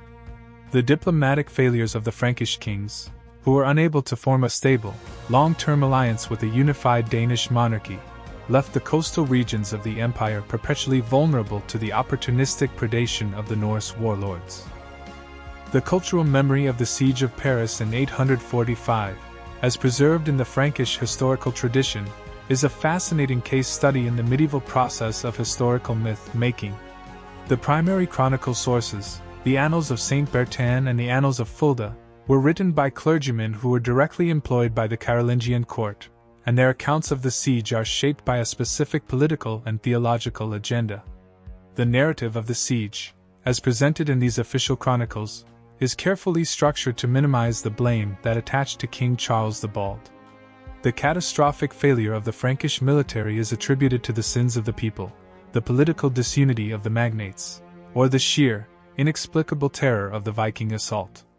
The payment of the Danegeld is presented not as a shameful act of capitulation but as a pragmatic, merciful decision by the king to spare the holy city from further destruction. The miracle of the plague is the central narrative device, the divine intervention that justifies the king's inaction and transforms a military defeat into a spiritual victory. The subsequent development of the legend, in the vernacular epics and the chansons digest of the later Middle Ages, further transformed the historical Reginherus into a monstrous, almost supernatural antagonist, a pagan giant whose defeat was essential to the providential narrative of the rise of the French nation. The modern historical reconstruction of the 845 siege, Based on a critical reading of the chronicles, the archaeological evidence, and a comparative understanding of the Viking military system, strips away these layers of political and theological interpretation to reveal a more complex, more ambiguous, and ultimately more terrifying historical reality. The Vikings won because they were, in 845, simply better at war than the Franks, and the silver of Paris, paid over in the shadow of the smoking ruins, is the stark, undeniable proof of that humiliating truth. The immediate aftermath of the payment and withdrawal of Reginherus from the Seine was not, as King Charles the Bald may have desperately hoped, a return to the status quo ante. The psychological shock of the siege, the visible proof of the kingdom's military impotence, and the immense, unguarded wealth that had been so easily extracted, reverberated through the Frankish political system with the force of an earthquake. The great magnates of the realm, the counts and dukes who controlled the regional levies, drew a clear and ominous lesson from the events of 845. The central royal authority, the Carolingian monarchy, could no longer fulfill the most fundamental obligation of a medieval king, the protection of his subjects from external enemies. The logic of the feudal system, which was already nascent in the late Carolingian period, was powerfully reinforced by the Viking crisis. The local landowners, the abbots, and the rural communities, recognizing that the king could not defend them, turned to their local count, the strongman with a castle and a retinue of armed horsemen, as their only hope of survival. This devolution of political legitimacy from the center to the periphery was a process that Charles the Bald and his successors were unable to reverse. The Viking raids, by exposing the structural weakness of the Carolingian state, acted as a catalyst for the political fragmentation that would define the French kingdom for the next 300 years.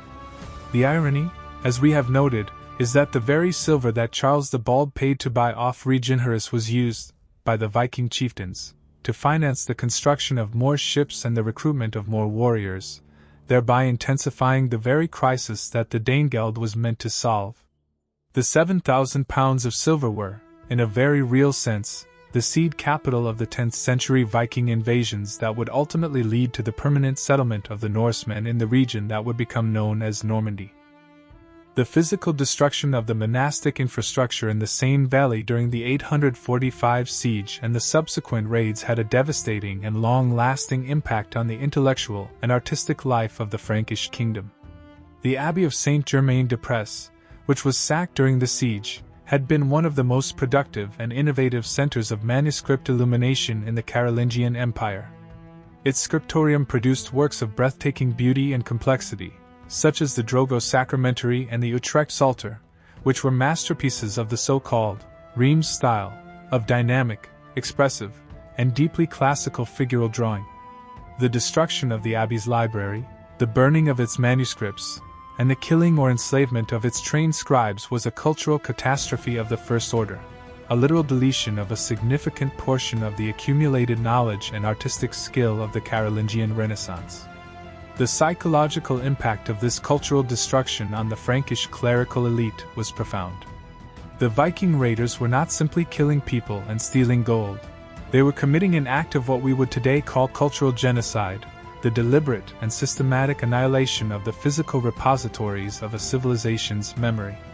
The chroniclers, in their descriptions of the burning of the books and the smashing of the altars, express a horror that goes beyond the mere loss of material wealth.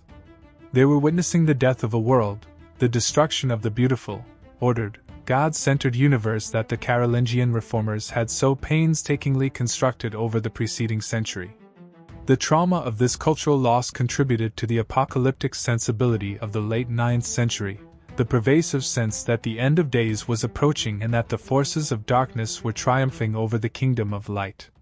The Vikings, in their pragmatic, violent pursuit of silver, had inadvertently become the agents of a cultural apocalypse that would haunt the European imagination for 1,000 years. The specific political calculations of the Danish king Horik I in the aftermath of the 845 siege are partially revealed by his subsequent actions. Horik, as we have noted, had a complex and ambivalent relationship with the Frankish monarchy. He was interested in maintaining a stable trade relationship and receiving the diplomatic recognition that came from dealing with the Carolingian court, but he also relied on the independent chieftains, the men like Reginherus, to maintain his own military power.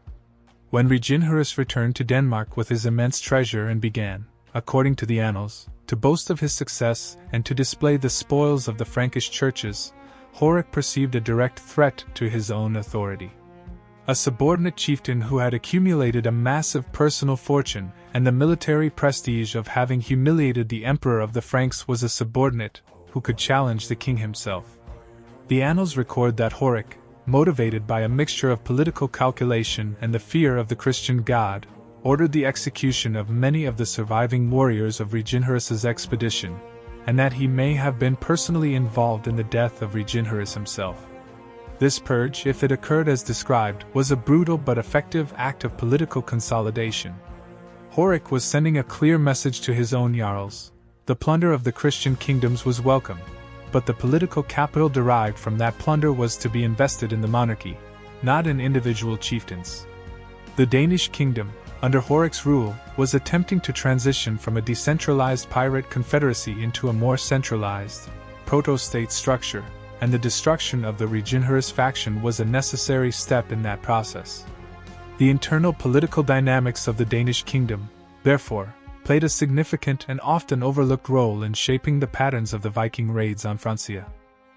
The long-term strategic consequence of the siege of Paris for the Frankish kingdom was the slow, painful, and ultimately successful development of a system of defense in depth that was specifically designed to counter the Viking amphibious threat. The Edict of Peasters, which we have already mentioned, was the most significant legislative expression of this new strategic doctrine. The fortified bridges that Charles the Bald ordered constructed were not simply passive barriers. They were complex, integrated military installations that included a stone bridge with a fortified gatehouse on each bank, a garrison of professional soldiers, and a heavy chain or a boom that could be raised to block the river channel. The strategic genius of the fortified bridge system was that it denied the Viking longships the freedom of movement that was the essence of their raiding strategy. A fleet that could not pass the fortified bridge was trapped in a single stretch of the river, unable to surprise the interior regions and vulnerable to being intercepted by a converging Frankish land force.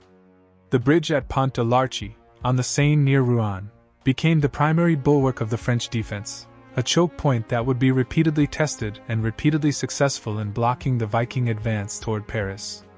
The construction and the maintenance of this network of fortifications was an immense economic undertaking that transformed the landscape of the Seine Valley and created a new class of military specialists, the bridge garrisons, who were the ancestors of the castle guard knights of the later feudal period.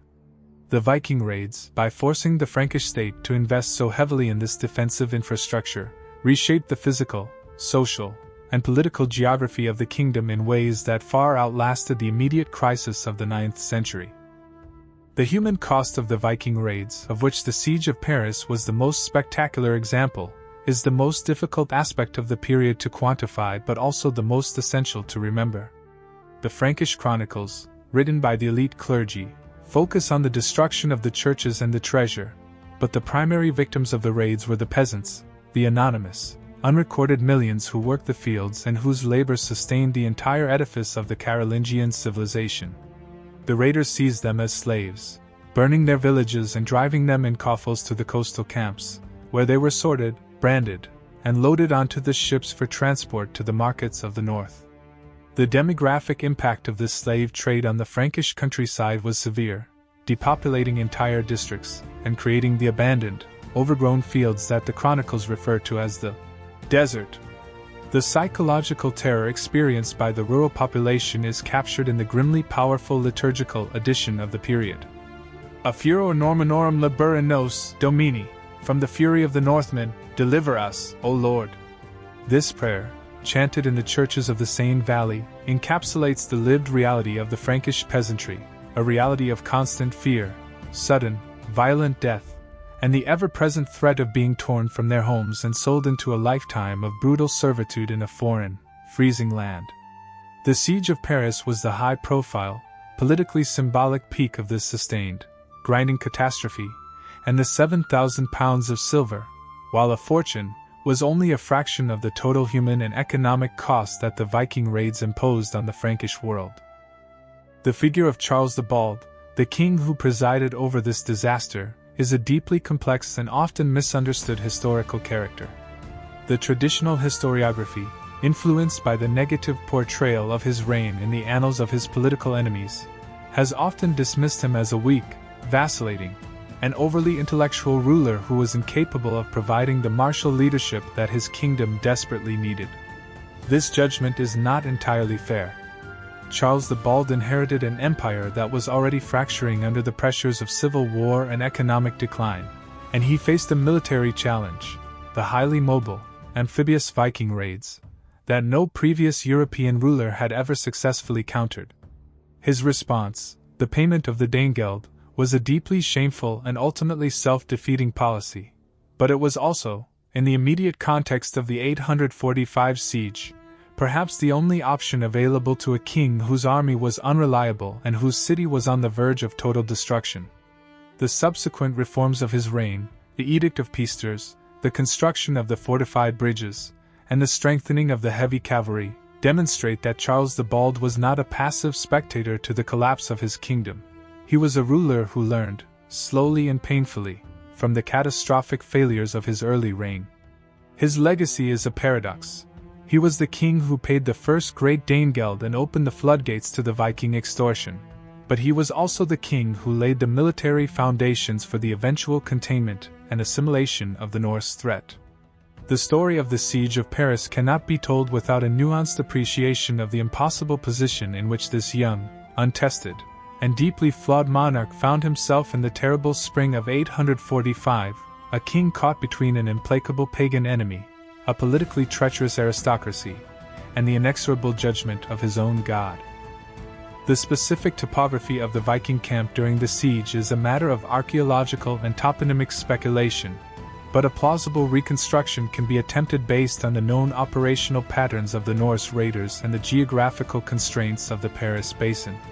The primary camp, where the fleet was beached and the main force was headquartered, was almost certainly located on the north bank of the Seine, in the relatively open, flat ground that stretched between the river and the forest of Rouvray, which later became the Bois de Boulogne. This location offered several strategic advantages. It was on the same side of the river as the Frankish royal army, allowing Reginherus to monitor and potentially interdict any relief attempt. It provided access to the open countryside to the north, the natural foraging ground for the Viking raiding parties. And it was situated on a section of the riverbank that was suitable for beaching the Longships, a gently sloping, muddy foreshore where the vessels could be pulled out of the water and repaired. The camp itself was a temporary town, a fortified enclosure of earthworks and wooden palisades, built by the slave labor of the captured Franks and designed to protect the accumulated plunder and the ships from a surprise counterattack. Within the camp, the warriors lived in their ship tents, the heavy woolen awnings that were stretched over the lowered masts of the longships, creating a series of parallel, tent-like shelters. The air of the camp was thick with the smell of the peat fires, the roasting meat of the confiscated cattle, and the unmistakable odor of a large, unsanitary, and densely populated military encampment. It was in this fetid, temporary city of warriors that the mysterious plague took hold, spreading like wildfire through the ship tents and transforming the camp from a place of triumphant plunder into a charnel house of delirious, dying men.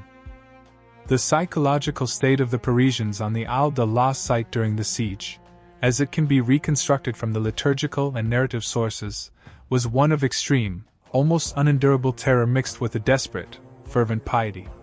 The city was packed with refugees from the burned suburbs, the peasants from the devastated countryside, and the monks from the sacked abbeys, all of them crowded into the narrow, insalubrious streets of the island fortress.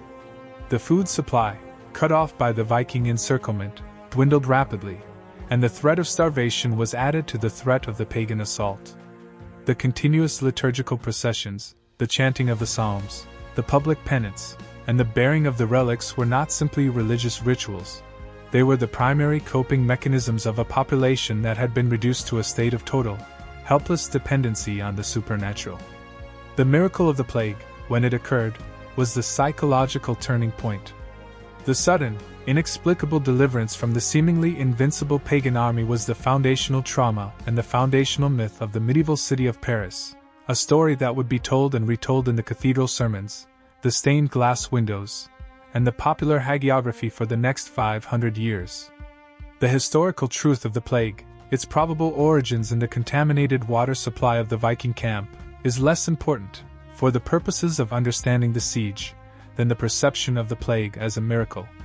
It was this perception that saved the city, that broke the morale of the Viking army, and that shaped the subsequent civic and religious identity of the Parisian people. The siege of 845 was not won by the Frankish army. It was won, in the minds of the Parisians, by the direct, tangible intervention of their patron saint, and this belief would color the political and cultural development of the city for centuries to come. The subsequent relationship between the Frankish monarchy and the papacy, particularly during the pontificate of Pope Sergius II, who was the reigning pope in 845, was indirectly affected by the Viking crisis. The papacy, which was itself under constant threat from the Muslim raids on the Italian coast, viewed the Frankish kingdom as its primary secular protector, the successor to the Roman Empire in the west and the guarantor of the Church's temporal possessions. The news of the humiliation of Paris, the paying of tribute to a pagan king, and the impotence of the Carolingian army was received in Rome with a mixture of alarm and deepening concern. The papacy's confidence in the military capacity of the Carolingian dynasty, which had been the cornerstone of the political alliance between the popes and the Franks since the time of Pepin the Short, was severely shaken. The Viking crisis accelerated the process by which the papacy began to seek alternative sources of political and military support, a process that would ultimately culminate in the papacy's turning away from the Carolingians and toward the rising power of the Ottonian dynasty in Germany in the following century. The Siege of Paris, therefore, was not just a local, Frankish event. It was a tremor that was felt across the entire network of Christendom, a signal of the shifting plates of political and military power that would eventually reshape the map of Europe. The economic mechanism of the Danegeld, the payment of the 7,000 pounds of silver, had a curious and often overlooked afterlife in the financial systems of the Frankish church and state. The enormous strain of raising the tribute forced the royal administration to develop more sophisticated and, in some ways, more extractive fiscal mechanisms. The collection that was imposed on the churches and the great landowners was, in effect, a direct tax on capital, a levy on the stored wealth of the kingdom that was unprecedented in its scale and its intrusiveness. The administration of this collection required a corps of royal officials, the missi, to travel to the various institutions, inventory their treasure, and enforce the melting down and the surrender of the required silver. The records of these confiscations, though fragmentary, provide a unique and detailed snapshot of the material wealth of the Frankish Church in the mid-9th century, a catalogue of the gold chalices, the silver reliquaries, the precious stones, and the illuminated manuscripts that constituted the accumulated patrimony of 300 years of royal and aristocratic piety. The experience of this forced liquidation had a lasting impact on the fiscal behavior of the Church. In the aftermath of the siege, the churches and the monasteries, recognizing their vulnerability, began to diversify their assets, investing less in the portable, precious metal objects that attracted the Viking raiders and more in the land, the agricultural estates, and the political influence that were less easily carted away in the hold of a longship. The Viking raids, by altering the risk calculus of ecclesiastical wealth, contributed to the transformation of the Church into the great, land-based feudal power that it would become in the Central Middle Ages. The personal network of Reginherus, the warriors and sub-chieftains who participated in the 845 siege and survived, dispersed back into the Norse world carrying with them not just their share of the silver but also a detailed, experiential knowledge of the Frankish kingdom's geography, its military weaknesses, and its immense, exploitable wealth. These veterans of the Paris campaign became the instructors and the recruiters for the next generation of Viking raiders. The stories they told in the mead halls of Denmark and Norway, the tales of the burning abbeys, the terrified monks, and the massive, humiliating silver payment, were the most effective recruitment propaganda that the Norse world had ever produced. The knowledge of the Seine river system, the location of the royal palaces, and the political factionalism of the Frankish court was a form of strategic intelligence that was passed down and refined, contributing to the increasingly sophisticated and ambitious nature of the Viking raids in the second half of the 9th century. The Siege of 845 was, in this sense, a practical education in the vulnerability of the West, a seminar in imperial collapse that the Norse chieftains attended and graduated from with honors, and the final exam, the Great Siege of Paris by a coalition of tens of thousands of Vikings in 885-886, was the direct, albeit delayed, consequence of the lessons learned in Reginherus's first, devastatingly successful attack. The cultural exchange that occurred during the siege, however violent and asymmetrical, was not entirely one way. The Vikings, as they sacked the abbeys of the Seine, were exposed to the physical products of the Carolingian Renaissance in ways that must have impressed even their hardened, pagan sensibilities. The immense stone architecture of Saint-Germain-des-Prés, a building of a scale and a sophistication that had no parallel in the Norse world of the 9th century, was a physical demonstration of the power and the organizational capacity of the Christian God and his Frankish servants.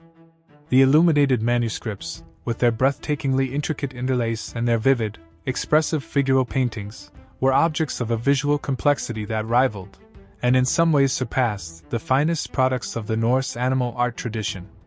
The liturgical music, the complex, multi-part chant of the Frankish monks, was an acoustic experience of a kind unknown in the north. The impact of these cultural encounters on the Viking raiders is, of course, impossible to quantify, but it is not unreasonable to suggest that the seeds of the later, rapid conversion and cultural assimilation of the Norse settlers in Normandy were planted, in part, during these traumatic and violent first contacts. The Vikings who returned to the north with their silver and their slaves also carried with them a memory of a civilization that, for all its apparent military weakness, possessed a cultural and spiritual power that could not be entirely ignored.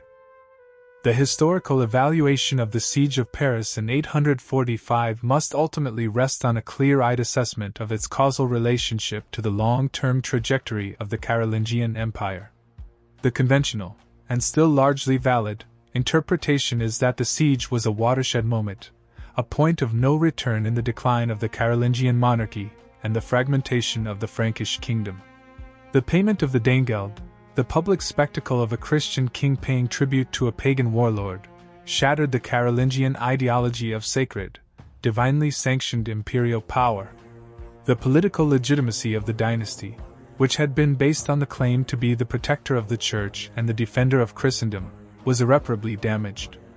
The subsequent, accelerating devolution of power to the regional magnates, the rise of the castle-based feudal order, and the eventual, permanent settlement of the Vikings in Normandy can all be traced, in a direct line, back to the catastrophic failures of the spring of 845. The siege was a moment of profound systemic crisis, a stress test that the Carolingian state, already weakened by civil war and economic stagnation, was unable to pass. The Vikings did not cause the collapse of the Carolingian Empire. The internal contradictions of that empire, the dynastic infighting, the fiscal exhaustion, and the structural military weaknesses, were already doing that.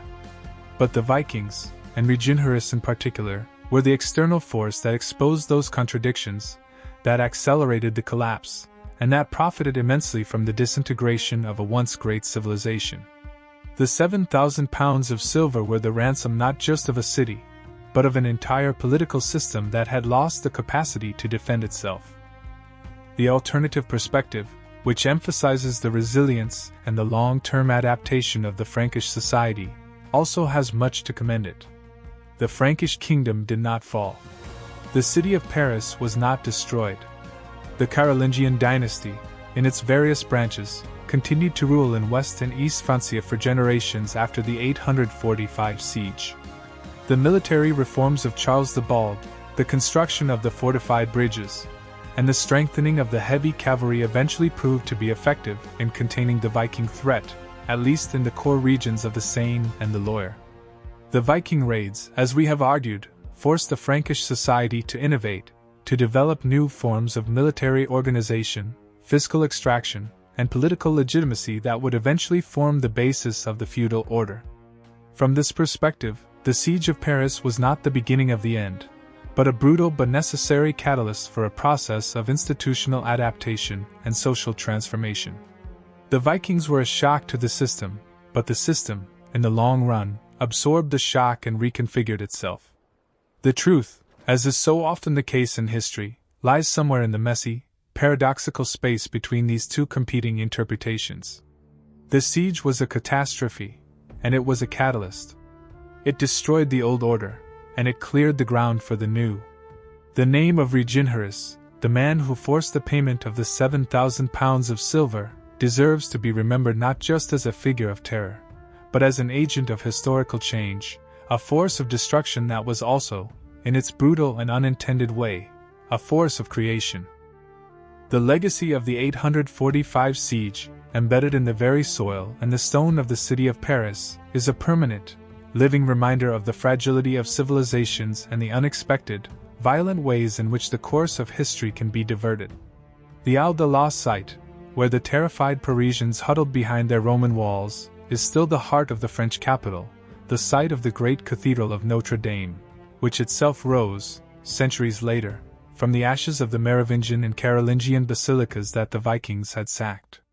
The relics of Saint Genevieve, which were processed around those walls, were revered for centuries as the palladium of the city, their miraculous intervention in 845 being the founding myth of Parisian civic identity.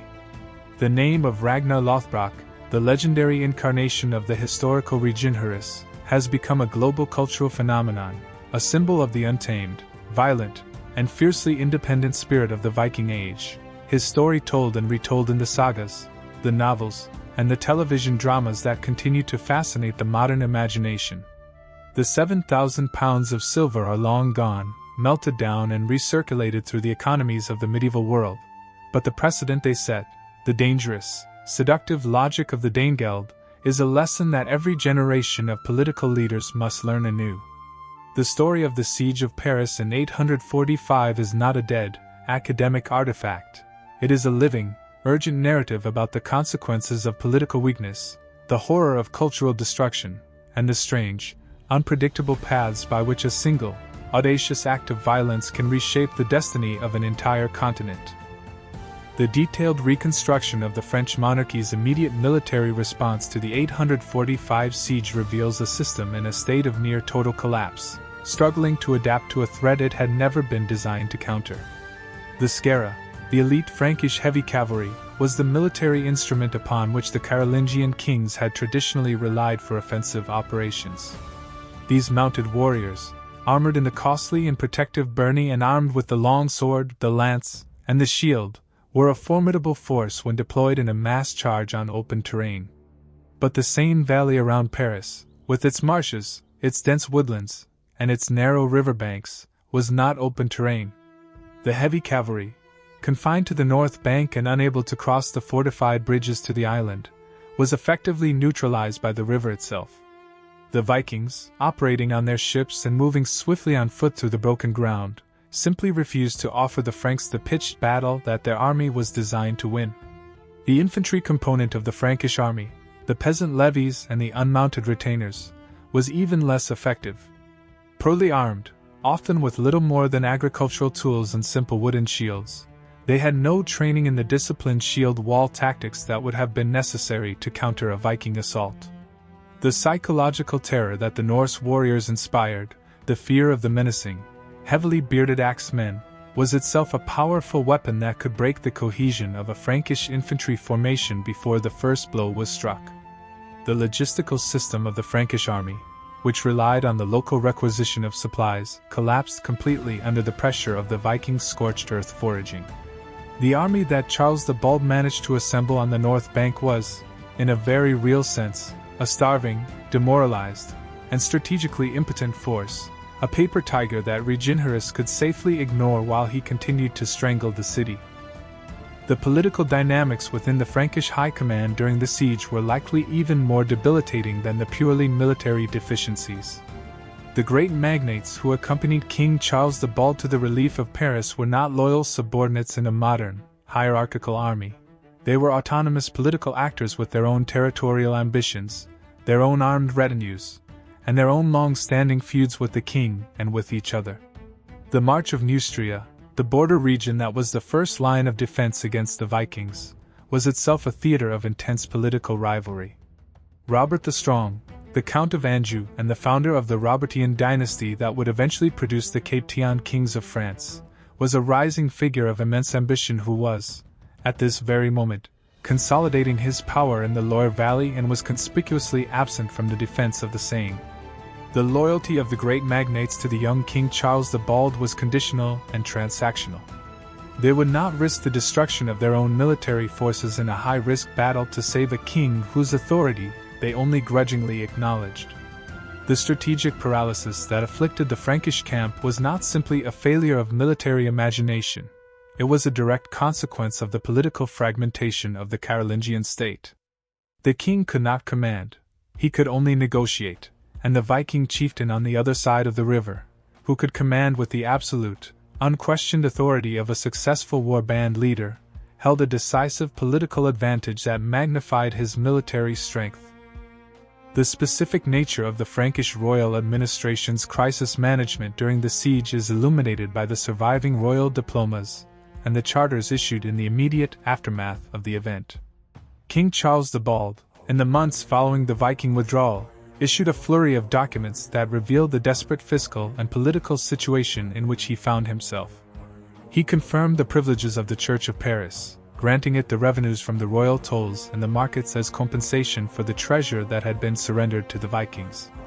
He granted confiscated lands to his loyal followers, attempting to rebuild his network of political support. And in a deeply significant act, he rewarded the Jewish merchants of the city, whose trade networks had been essential to the economic survival of the Al-Dalah site, confirming their legal protections and their commercial rights in a kingdom that was, in general, increasingly hostile to its Jewish minority. The charters paint a picture of a king desperately attempting to stabilize a shattered political and economic landscape, using the remaining tools of royal patronage to reward loyalty, to compensate for the catastrophic losses, and to rebuild the fragile coalition of interests that sustained his throne. The siege had stripped away the ideological veneer of Carolingian invincibility, revealing the raw, transactional nature of the 9th century political order. The king was not a sacred emperor. He was a desperate man, buying time and loyalty with the remnants of his shattered treasure. The experience of the ecclesiastical community of Paris during the siege, particularly the clergy of the Cathedral of Saint-Étienne and the monks of the suburban abbeys, is recorded in a precious and underutilized body of sources, the contemporary miracle collections and the liturgical commemorations that were established in the siege's aftermath. The Miracula Sancti Germani, the collection of miracles performed by Saint-Germain-des-Prés, includes a vivid, eyewitness account of the sack of the Abbey of Saint-Germain-des-Prés. The author, a monk who had managed to survive the attack, describes how the Viking raiders smashed the marble altar, tore the golden panels from the shrine of the saint, and used the sacred vessels for their profane, drunken feasts in the very nave of the basilica. The psychological horror of this desecration, the violation of the most sacred space in the community, is palpable in the monk's prose. The raiders did not simply steal the treasure, they intentionally profaned the altar, an act that was interpreted, in the theological framework of the time, as a deliberate, demonically inspired assault on the presence of God himself. The liturgical response to the siege, the establishment of annual processions and penitential rites, was designed to process this collective trauma, to bind the community together in a shared ritual of mourning and supplication. The anniversary of the lifting of the siege, celebrated with the procession of the relics of Saint Genevieve around the city, became one of the most important civic and religious festivals in the medieval Parisian calendar, a day when the citizens publicly reenacted their deliverance from the pagan terror and reaffirmed their collective identity as the protected, chosen people of the saint. The siege of 845, in its liturgical commemoration, was transformed from a moment of catastrophic defeat into a narrative of miraculous salvation, a narrative that would sustain the civic pride and the religious identity of the Parisians for 1,000 years. The cultural and intellectual impact of the loss of the monastic libraries cannot be overstated. The Abbey of Saint-Germain-des-Prés housed one of the most important collections of classical Latin literature in the Carolingian Empire. Its scriptorium had been a key node in the transmission of the works of Virgil, Cicero, Livy, and the other authors to the later Middle Ages. The burning of its library was a catastrophe for the preservation of the classical heritage, a literal break in the chain of textual transmission that had linked the 9th century to the world of Roman antiquity. The monks who were killed or enslaved carried in their memories the knowledge of the texts, the scribal techniques, and the exegetically traditions that could not be replaced. The reconstruction of the library in the decades after the siege was a heroic, but ultimately incomplete, effort. The surviving monks of the Saint-Germain community sent out desperate appeals to their sister houses in the regions that had been spared the Viking raids, begging for copies of the texts that had been lost, and the painstaking work of copying and recopying those manuscripts consumed the intellectual energies of a generation. The siege of 845 was not just a military event, it was a cultural bottleneck, a moment when the accumulated knowledge of a civilization was violently and permanently winnowed. The texts that we have inherited from the classical world, the works that shaped the Renaissance and the modern humanities, are the survivors of these repeated, brutal winnowings, and the Viking raids on the monastic libraries are a major, and often forgotten, cause of the loss of so much of the ancient literary tradition. The role of the Jewish community of Paris during the siege is a particularly obscure but suggestive aspect of the event. The Jewish merchants of the Carolingian Empire, based primarily in the trading cities of the Seine and the Rhine, were a vital component of the long-distance commercial network that connected Francia to the Mediterranean and the Islamic world. The Viking raids, which disrupted the northern trade routes and threatened the physical safety of the urban communities, directly impacted the Jewish commercial networks. The Charter of Charles the Bald, confirming the rights of the Jewish merchants in the aftermath of the siege, suggests that they had played a significant role, perhaps financial or logistical, in the survival of the Isle de la site. The Jewish community, as a protected minority directly under the king's authority, may have been able to provide the liquid capital or the commercial contacts that were necessary to facilitate the collection and the payment of the Danegeld. The relationship between the Carolingian monarchy and the Jewish merchants was a complex, pragmatic alliance, a mutual interest in the maintenance of the commercial infrastructure that was essential to both parties. The Viking crisis, by threatening that commercial infrastructure, drew the king and the Jewish community closer together, even as the broader Christian population, in its apocalyptic terror, often turned to the persecution of the Jewish minority as a scapegoat for the divine punishment. The Jewish merchants of Paris, navigating the treacherous waters of the 9th century city, were silent, indispensable participants in the drama of the siege, their story a hidden strand in the larger tapestry of the Viking Age. The saga tradition surrounding Ragnar Lothbrok, specifically the narrative of his death in the snake pit of King Alla of Northumbria, has a complex and contested relationship to the historical Reginherus who besieged Paris. The historical Reginherus, as recorded in the Frankish annals, died of a disease shortly after returning to Denmark in 845 or 846, his death interpreted by the Christian chroniclers as a divine punishment for his sacrileges. The saga Ragnar, by contrast, is captured by King Alla of Northumbria, a historical Anglo-Saxon king who reigned in the 860s, and is executed by being thrown into a pit of venomous snakes, a death he meets with a stoic, defiant poetry, reciting a death song that lists his heroic deeds and prophesies the revenge of his sons.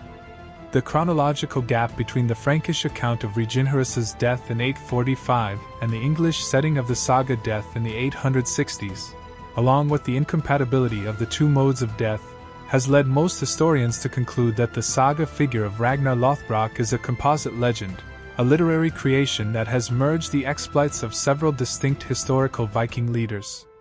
The Siege of Paris in 845, as the most spectacular and well-documented Viking operation of the mid-9th century, attached itself to the legend of the greatest Viking name.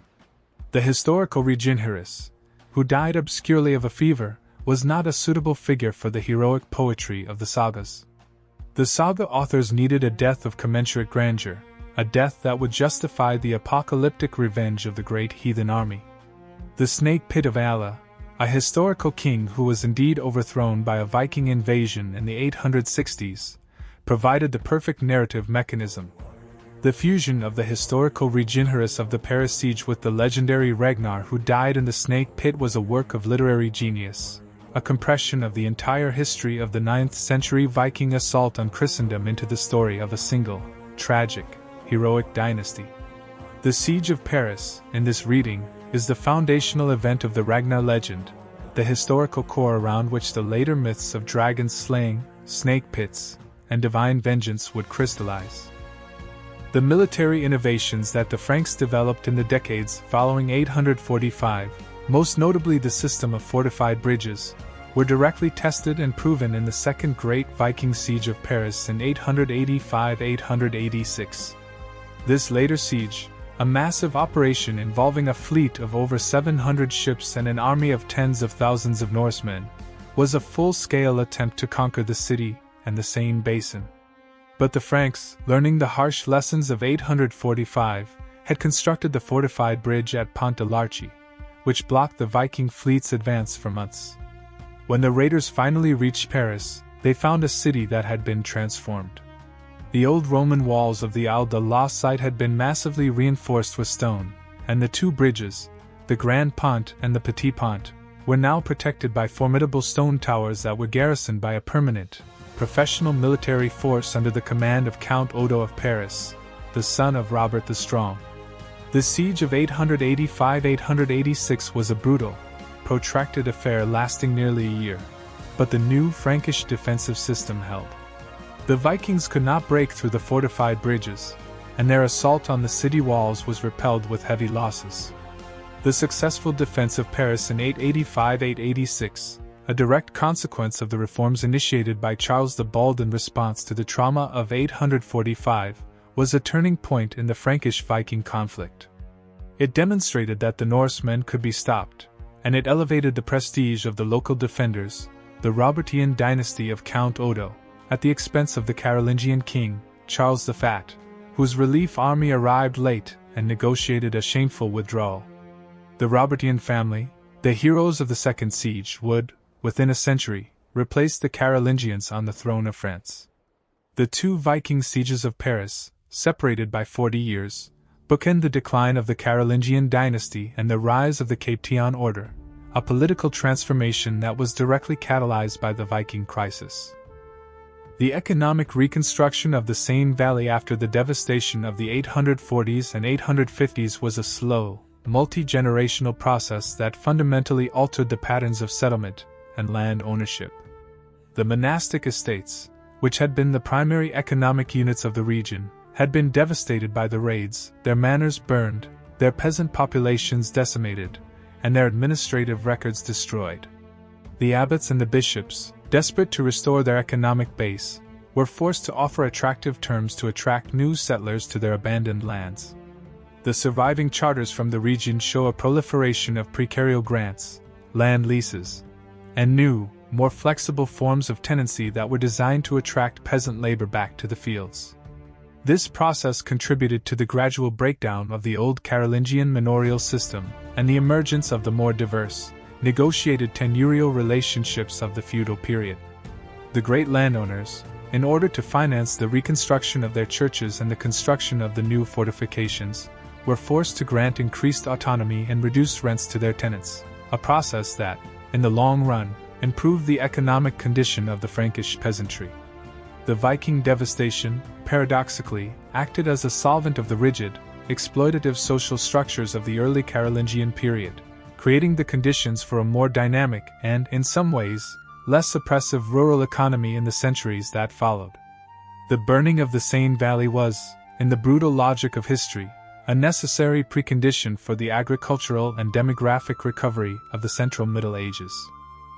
The religious interpretation of the plague in the Viking camp, the miracle of Saint Genevieve, is a fascinating case study in the medieval process of distinguishing between natural and supernatural causation. The modern, scientific explanation of the plague, as we have detailed, is perfectly adequate. A large, unsanitary military encampment in the spring, supplied with contaminated river water, will almost inevitably experience an explosive outbreak of dysentery or typhus. The Frankish clergy, however, were working within a very different intellectual framework. In the Carolingian worldview, all events, natural or otherwise, were ultimately caused by the will of God. A disease that struck the enemies of Christ at the precise moment when the relics of his saint were being invoked was, by definition, a miracle, a direct, intentional act of divine intervention. The natural and the supernatural were not separate, competing categories of explanation. They were integrated into a single, seamless web of causality. The plague was both a natural event, caused by the foul humors and the corrupted air of the pagan camp, and a miraculous event, caused by the intercession of Saint Genevieve. The modern historian must be careful not to impose our own, post-Enlightenment dichotomies onto the medieval mind. The Franks who witnessed the lifting of the siege did not see the plague as a coincidence. They saw it as a theophany, a tangible, terrifying manifestation of divine power in the world. The skeptical, secular interpretation of the event is a product of a much later intellectual revolution. For the 9th century Parisian, the miracle was as real, as undeniable, and as physically present as the ruined walls of their city and the stolen silver of their churches. The subsequent veneration of Saint Genevieve in the city of Paris, which was massively amplified by the events of 845, transformed her into a figure of national, and eventually royal, importance. The Abbey of Saint Genevieve, rebuilt and re-endowed on the left bank, became one of the most powerful and prestigious religious institutions in France. The processions of her reliquary, which were credited with the deliverance of the city in 845, became a standard ritual of crisis management. When the city was threatened by flood, by famine, or by foreign invasion in the later centuries, the canons of Saint Genevieve would process the relics through the streets, calling upon their patron to once again intercede for her people. The reliquary itself, a magnificent gold and enamel masterpiece that was repeatedly enlarged and enriched over the centuries, became a symbol of the city's identity and its special relationship with the divine. The cult of Saint Genevieve was, in a very real sense, the civic religion of medieval and early modern Paris. The story of the 845 siege was the foundational myth of that cult, the proof text of the saint's power, and the event that bound the saint and the city together in an unbreakable, sacred contract. When the revolutionaries of 1789, in their iconoclastic fury, destroyed the reliquary of Saint Genevieve and burned her relics, they were not just attacking a religious object, they were attempting to erase the founding myth of the city, to sever the historical connection between the Parisian people and the saint who had, according to their collective memory, saved them from the pagan terror over 900 years before. The role of the Viking warrior women, the so-called shield maidens, in the siege of 845 is a topic of considerable popular interest but negligible historical evidence. The saga literature and the romanticized accounts of the Viking Age are replete with stories of women who fought alongside men, the most famous being the legendary Lagertha, the wife of Ragnar Lothbrok. The archaeological record, however, provides no clear, unambiguous evidence for the presence of female warriors in the Viking armies that attacked Francia. The burials of armed individuals are overwhelmingly male, and the skeletal remains of individuals buried with weapons are consistently sexed as male when subjected to modern osteological analysis. The literary trope of the shield maiden is almost certainly a mythological and poetic construct, a reflection of the Norse cultural fascination with boundary crossing, androgynous figures of power, rather than a record of the actual composition of the Viking war bands. The armies that besieged Paris in 845 were, in all probability, exclusively male communities, warrior fraternities bound together by the intensely masculine codes of the gift-giving hall and the blood feud. The presence of women in the Viking camp, if any, would have been limited to the enslaved Frankish captives who were being held for transport to the slave markets, a brutal and tragic reality that is far removed from the romanticized image of the shield maiden. The modern desire to project an image of gender equality onto the Viking Age is a projection of our own cultural values onto a past that was, in its social structures and its martial practices, deeply, unapologetically patriarchal. The specific mechanics of the financial transaction, the physical transfer of the 7,000 pounds of silver from the Franks to the Vikings, deserves a detailed imaginative reconstruction based on the known practices of the Norse bullion economy. The silver, as we have discussed, was not a single, uniform currency. It was a heterogeneous collection of objects: the heavy, Frankish silver deniers, the Anglo-Saxon Sagas, the Arabic Kufic dirhams that had traveled up the trade routes from the Abbasid Caliphate, and, in the largest proportion, the melted-down liturgical vessels of the churches. The chalices, the patens, the reliquary caskets, and the altar frontals, many of them masterpieces of Carolingian metalwork, had been unceremoniously smashed, folded, and hammered into rough ingots and bars. The Viking negotiators, who were themselves experienced merchants, were not interested in the artistic or religious value of these objects. They were interested only in their weight and their purity. The weighing process, conducted on the flat, neutral ground of the riverbank, was a tense, protracted, and deeply humiliating ritual for the Franks. The Viking scales, the small, portable balance beams with their finely wrought bronze pans and their standardized lead weights, were set up on a portable table. Each piece of the Frankish treasure was lifted, inspected for obvious fraud, and then placed, piece by piece, on the scale. The Vikings used the nick test, drawing a sharp knife across the surface of the silver to expose a fresh, unweathered cut that would reveal any lead or copper core. The Frankish officials, the royal missi and the abbots, stood by in silent, impotent fury as the accumulated sacred patrimony of their churches was subjected to this cold, commercial scrutiny. The negotiations over the purity of the silver, the exchange rate between the different types of coin and the ingots, would have been complex and contentious. The Vikings, who lived by the accuracy of their scales, were rigorous and unforgiving negotiators. Any piece of silver that was found to be debased was rejected, its value discounted, and the Franks were forced to produce additional, pure silver to make up the deficit.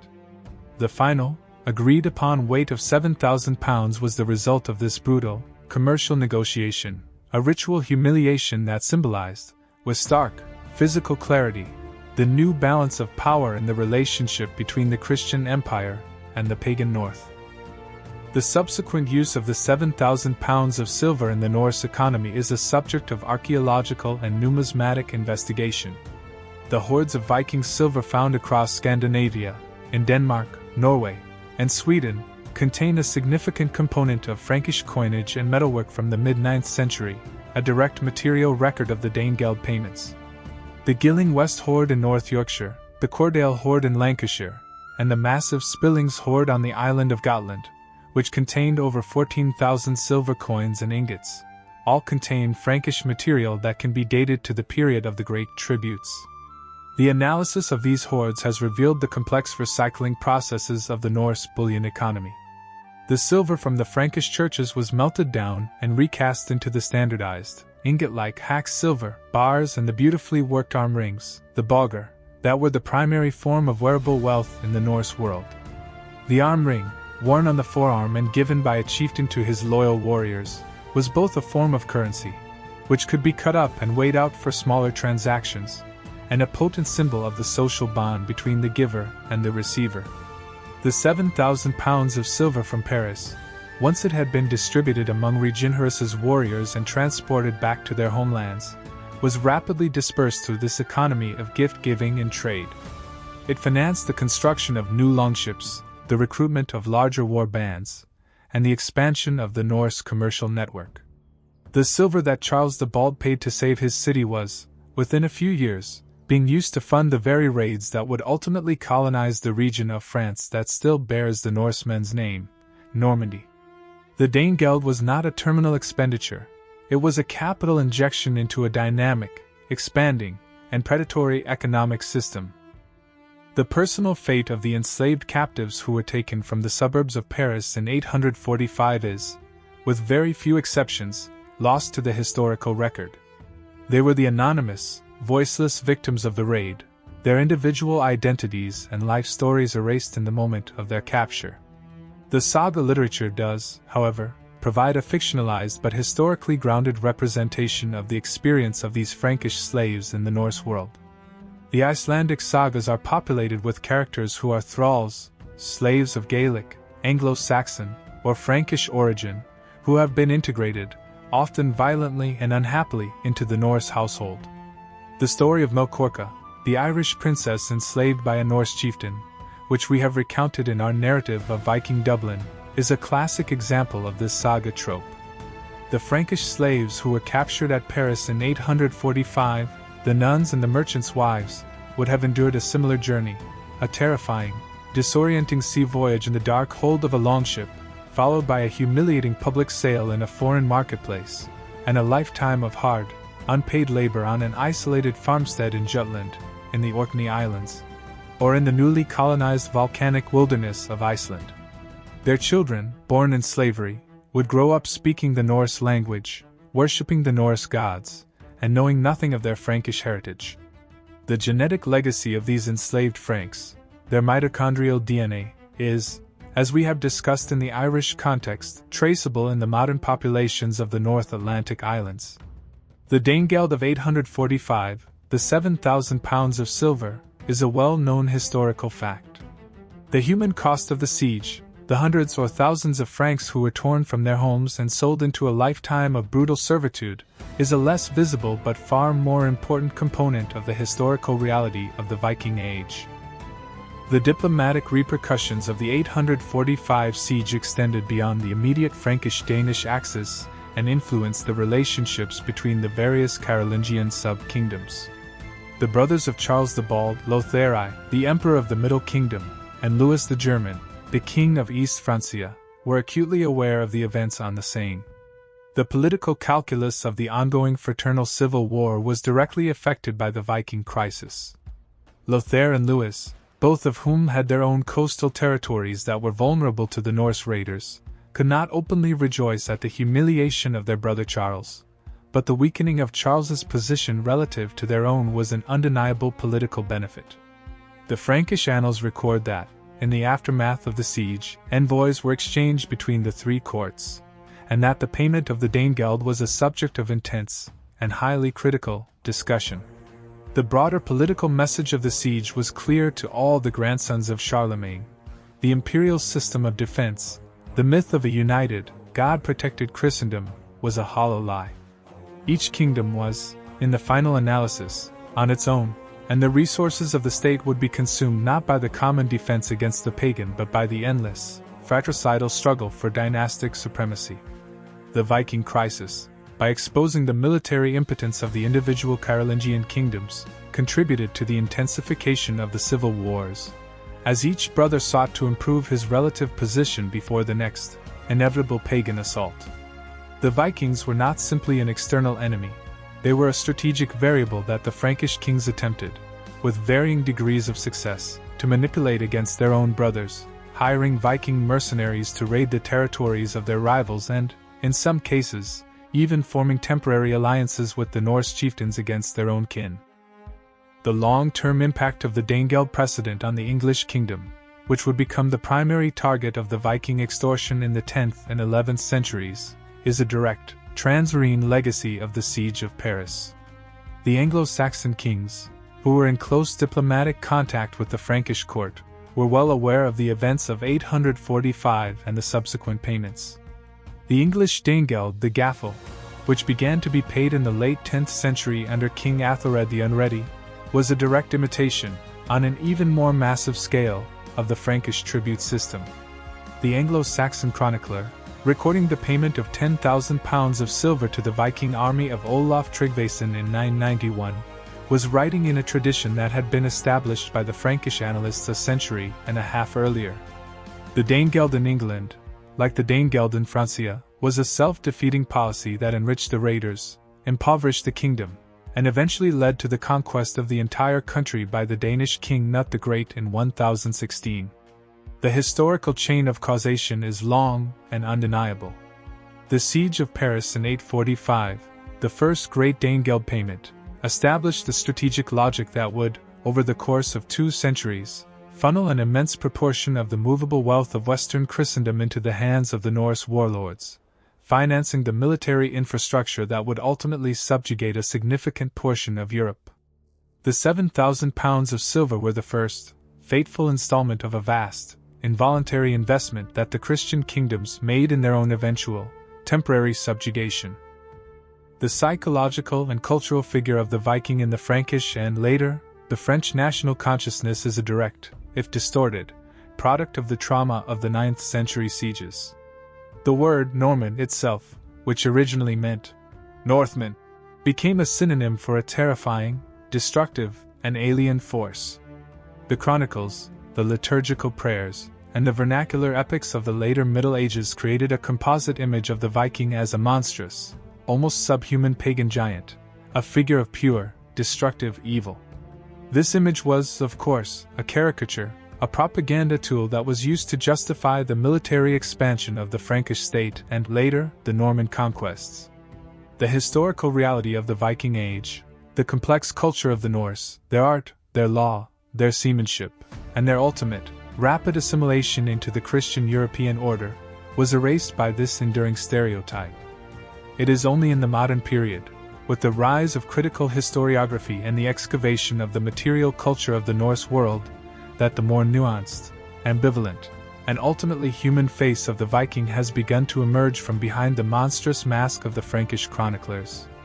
The Siege of Paris of 845, as the foundational trauma of this long, complex relationship, stands at the very beginning of the European engagement with the Viking phenomenon, a moment of pure, unmediated terror that would echo through the art, the literature, and the political memory of the continent for 1,000 years.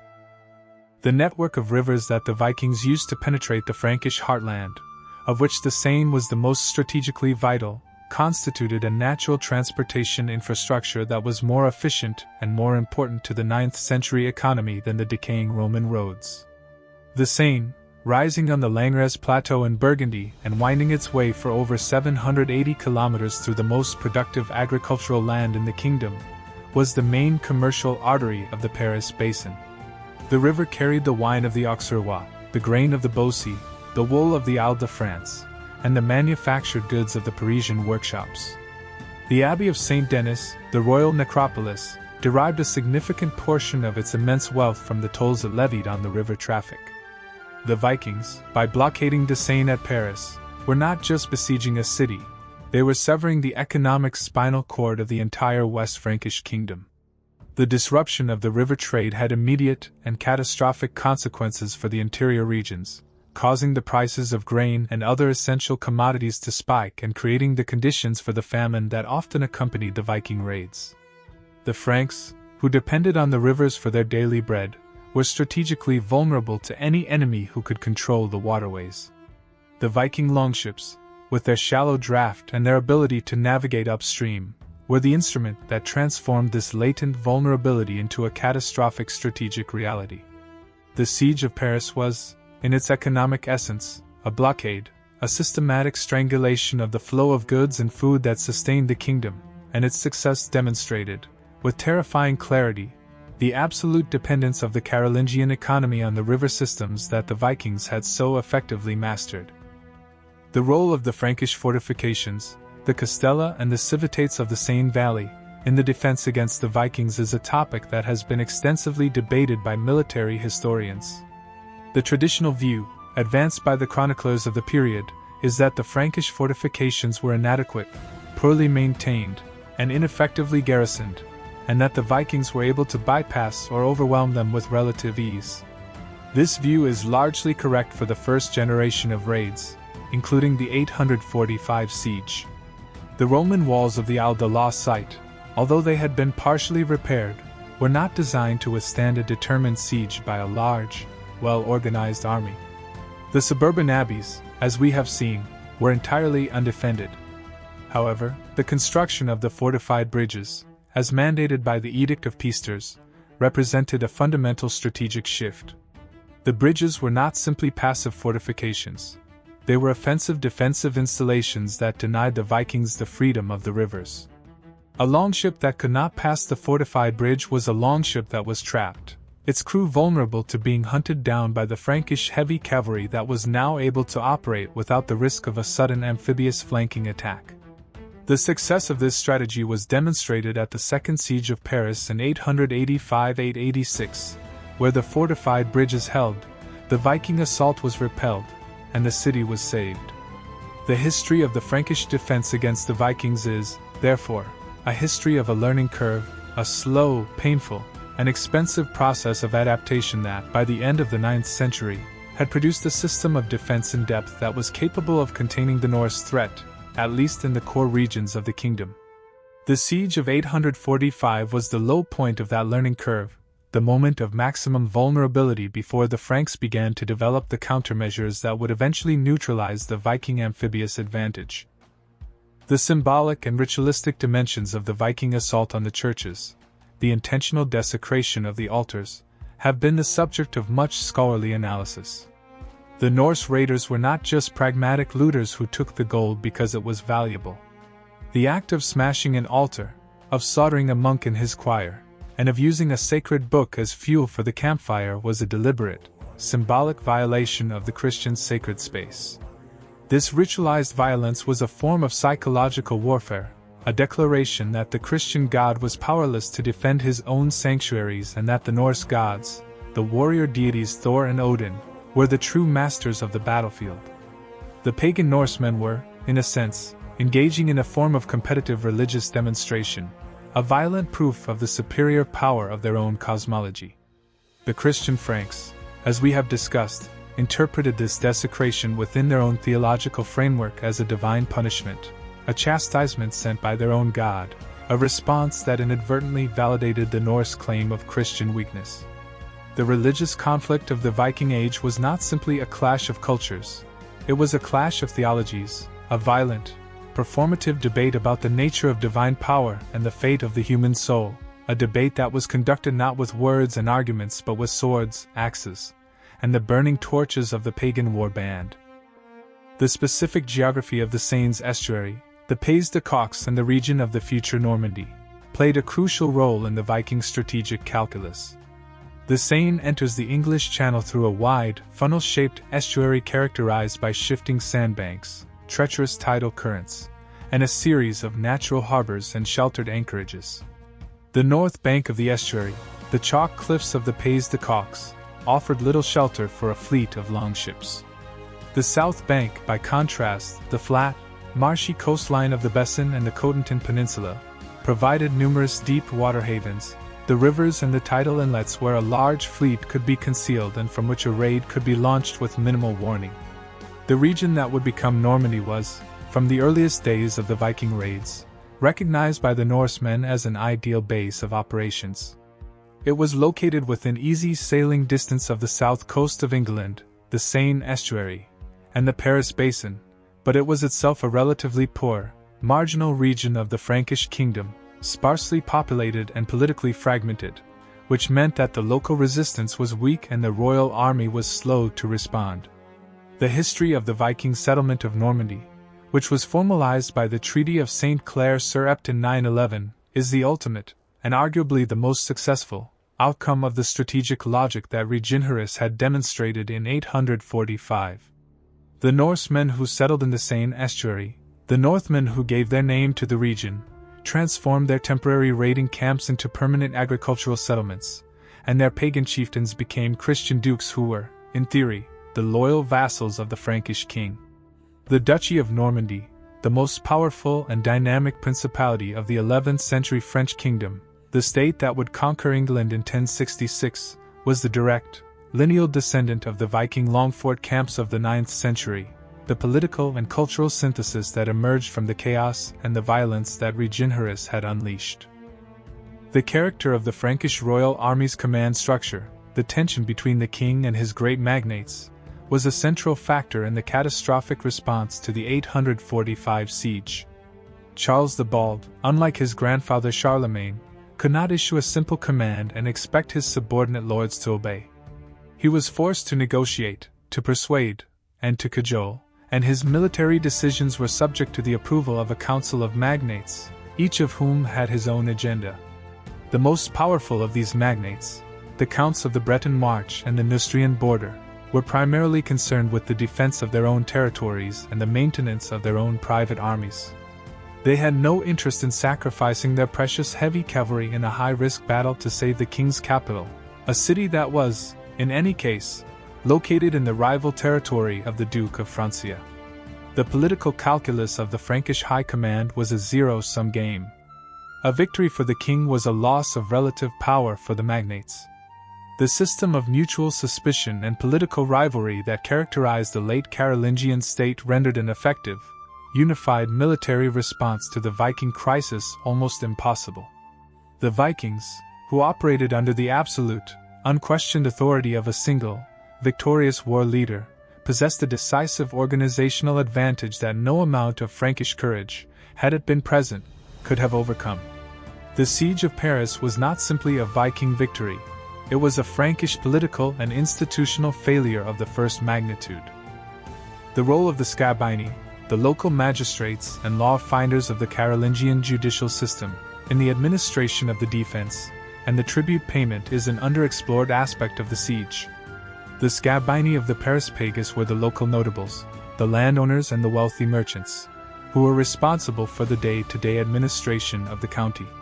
It was they who were tasked with organizing the collection of the silver from the local churches and landowners, with requisitioning the grain and the labor for the defense of the walls, and with maintaining public order in the terrified, overcrowded city. The Scabini were the crucial, intermediate layer of governance between the royal court and the local population, the men who translated the king's desperate commands into practical, on-the-ground action. Their records, the brief, bureaucratic documents known as the notitii, which occasionally survive from this period, provide a precious, ground-level view of the crisis, a record of the specific individuals who were forced to surrender their family's silver to the pagan invaders, the names of the local leaders who organized the defense of a particular section of the wall, and the grim tally of the refugees who flooded into the city from the burning suburbs. The history of the Siege of Paris, as it is usually told, is a history of kings and chieftains. The notitii of the Scabini, fragmentary and rare as they are, remind us that the siege was also, and primarily, a local catastrophe, managed and endured by the local leaders of a terrified community. The numismatic evidence for the Siege of Paris and the subsequent Danegeld is a crucial, and constantly evolving, body of data that allows the historian to move beyond the subjective narratives of the chroniclers and ground the events in the hard, material reality of the coinage. The silver deniers that were minted by Charles the Bald in the years immediately following the siege show a marked and significant debasement. The weight of the coins dropped, and the silver fineness, the purity of the metal, was reduced as the royal mints, starved of bullion by the massive tribute payment, struggled to maintain the value of the currency. This debasement of the coinage had a severe and lasting impact on the Frankish economy, causing inflation, undermining trust in the royal administration, and fueling the social unrest that characterized the later 9th century. The coin hoards that have been recovered from the coastal regions of the North Sea, the very regions that were the targets of the Viking raids, tell a complementary story. These hoards contain a high proportion of Frankish silver deniers from the reign of Charles the Bald, coins that were often cut into fragments of hacked silver, bent, and tested with knife nicks, the classic signatures of the Norse bullion economy. The coins of Charles the Bald, the very silver that he had so desperately scraped together to pay the tribute, ended up, in significant numbers, in the hoards of the Viking chieftains who had extorted it. The physical coinage is, therefore, a direct, tangible, and undeniable link between the royal treasury of Paris and the pagan war chiefs of the north, a material proof of the transfer of wealth that the chroniclers described with such horror and shame. The personal devotional life of the defenders of Paris during the siege can be partially reconstructed through the prayers and the liturgical editions that were produced in the city's churches in the immediate aftermath of the event. The supplement to the Gregorian sacramentary that was produced at the Abbey of Saint Denis in the late 840s includes a newly composed Mass, a Missa contra Paganos, a Mass against the pagans.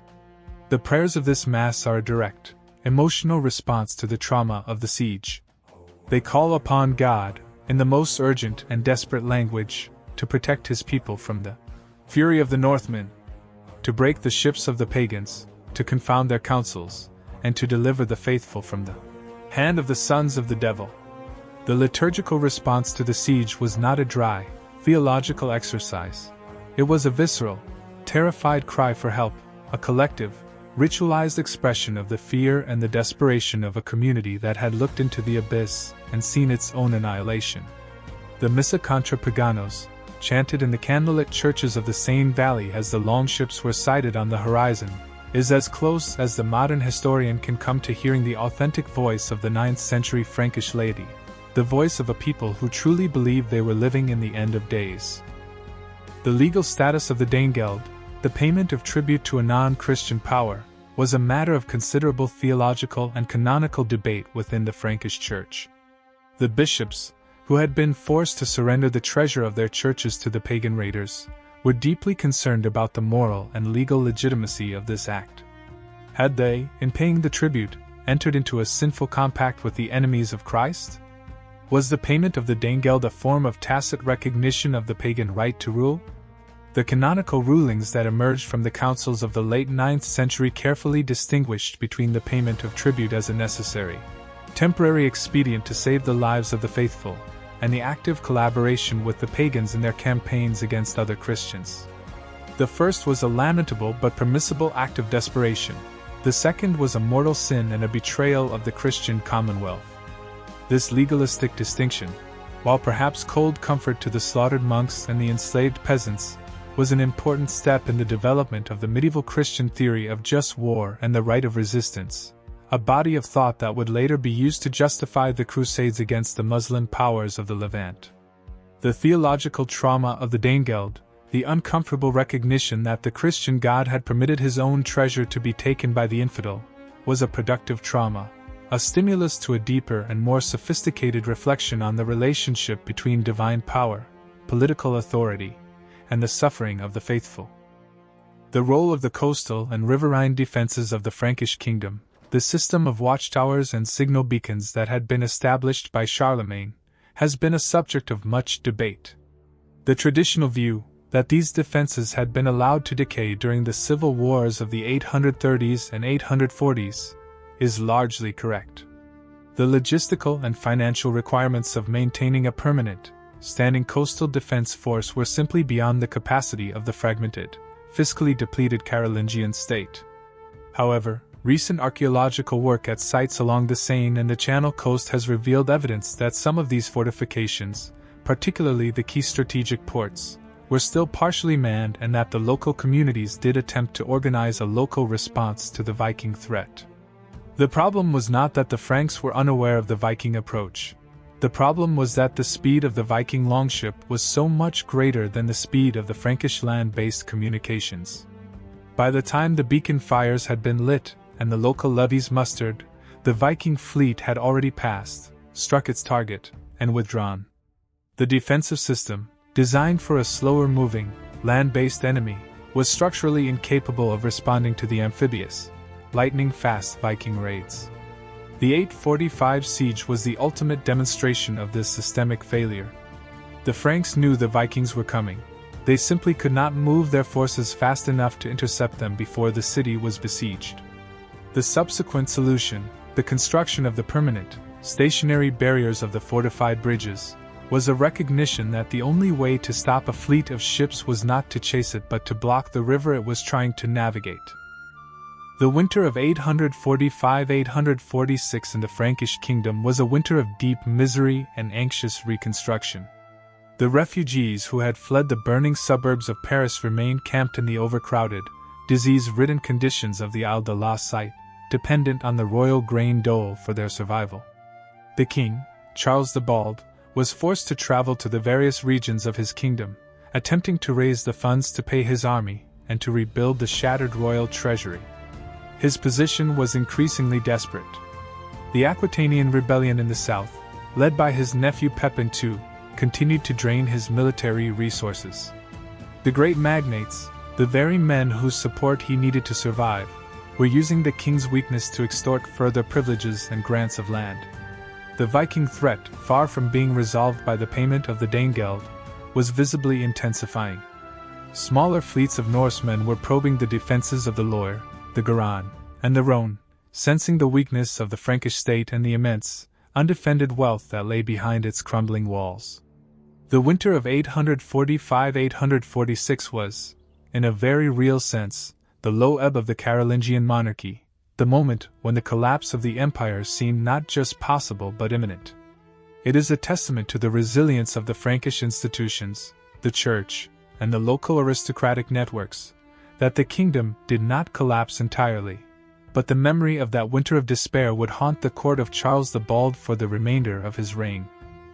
The subsequent historiographical treatment of the Siege of Paris in the French national tradition has been a complex and politically charged process.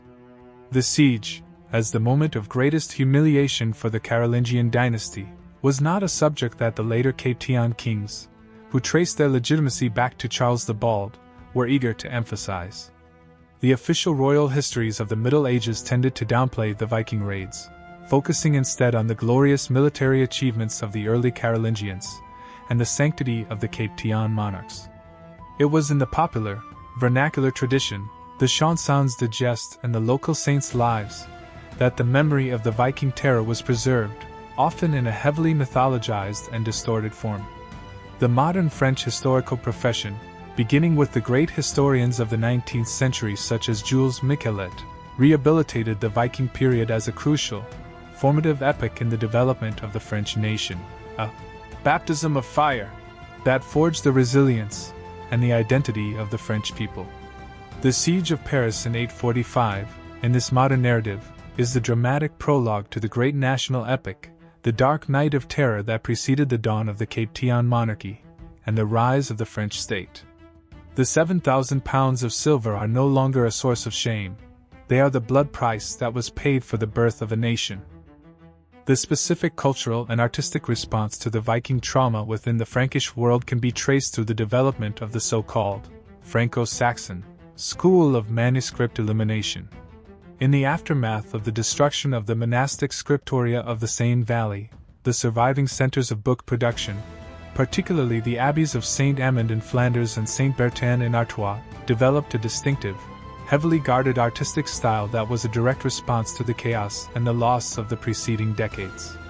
The Franco-Saxon manuscripts are characterized by a strict, controlled, and intensely disciplined aesthetic, a deliberate rejection of the exuberant, classical, and expansive style of the earlier Carolingian Renaissance. The interlaced patterns are dense, complex, and utterly precise, as if the artists were attempting to impose a perfect, rational, and impenetrable order onto a world that had dissolved into violent chaos. The human figure, which had been so beautifully and naturalistically rendered in the manuscripts of the Reims school, is reduced to a stiff, hieratic, and remote presence. The art of the Franco-Saxon school is an art of trauma, an art of defense, a visual manifestation of the psychological need to wall off the sacred space of the manuscript from the terrifying, unpredictable, and demonic forces that were ravaging the world outside the abbey's walls.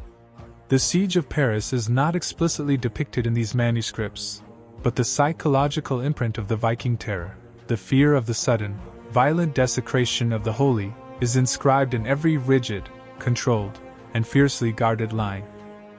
The linguistic impact of the Viking raids on the Frankish vernacular, the Proto-French language that was developing in the 9th century, was limited but specific.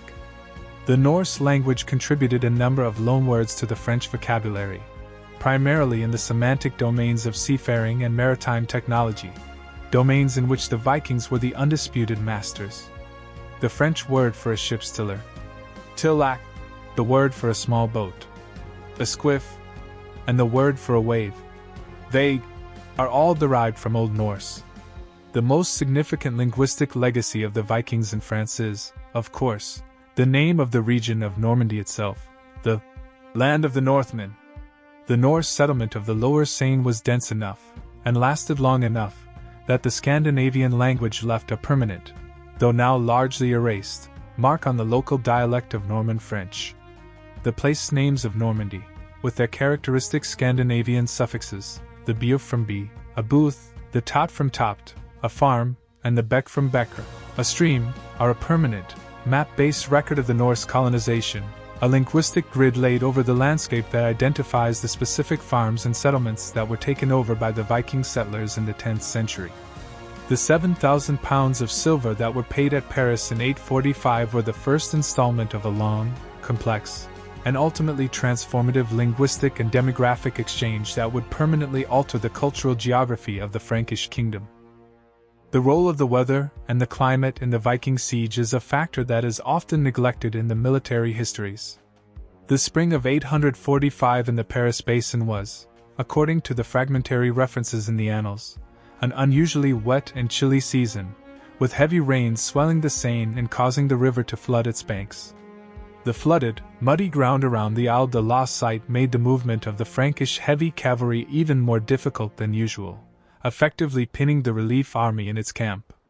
The flooded river, however, did not impede the Viking longships. It made them even more mobile, allowing them to bypass the shallows and the obstructions that might have blocked their passage in a drier season. The weather, in this as in so many historical events, was an active, not a passive, participant. The Vikings, as a people adapted to the wet, cold, maritime conditions of the North Atlantic, were comfortable operating in the rain and the mud that demoralized and incapacitated the land-based Franks. The climate of northern Francia, which was already beginning the slow shift toward the colder, wetter conditions of the medieval warm period's initial fluctuations, was, in a very real sense, an ally of the Norsemen. The dragon ships, with their shallow draft and their flexible hulls, were perfectly designed for the flooded, swampy, riverine landscape of the 9th century Paris basin, and the heavy, armored, horse-dependent Frankish army was, in those conditions, a strategic liability. The legacy of the 845 siege in the development of the French monarchy's fiscal system is a complex and underexplored topic. The need to raise the 7,000 pounds of silver, and the subsequent, repeated demands for Danegeld payments, forced the Carolingian administration to develop more efficient, and more coercive, methods of extracting wealth from the church and the landowning class.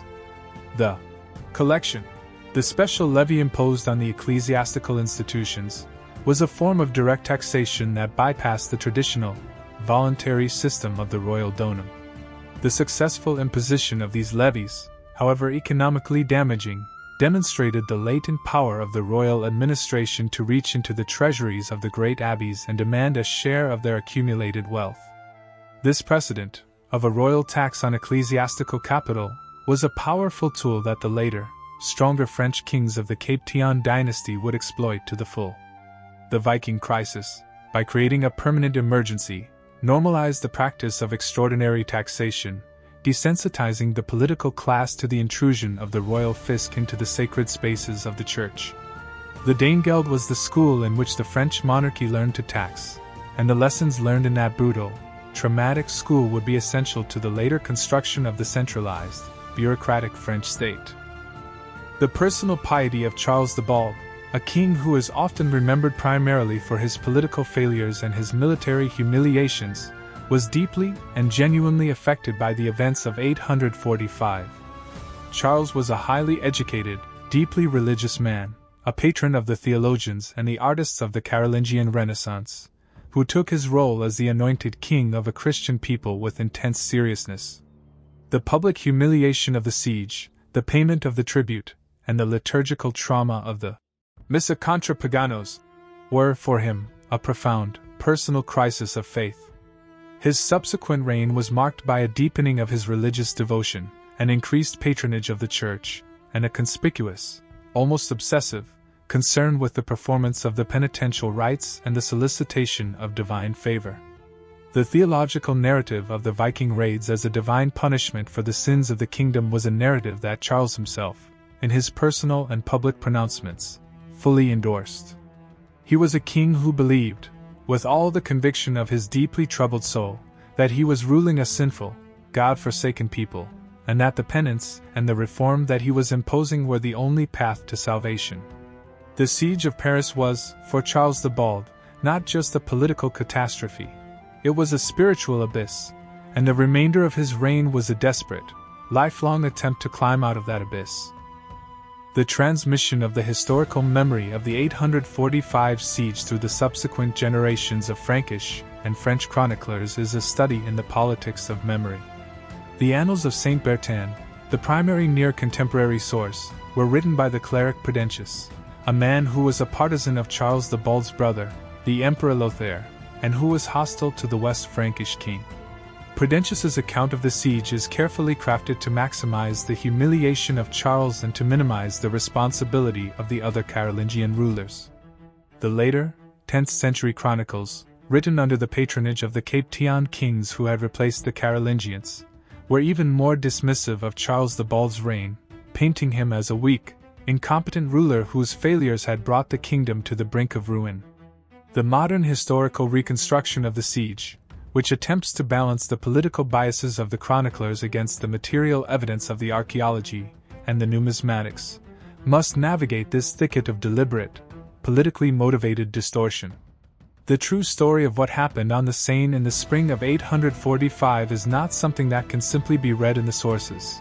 It must be carefully, painstakingly excavated from beneath the layers of political propaganda, theological interpretation, and literary convention that have accumulated over the centuries.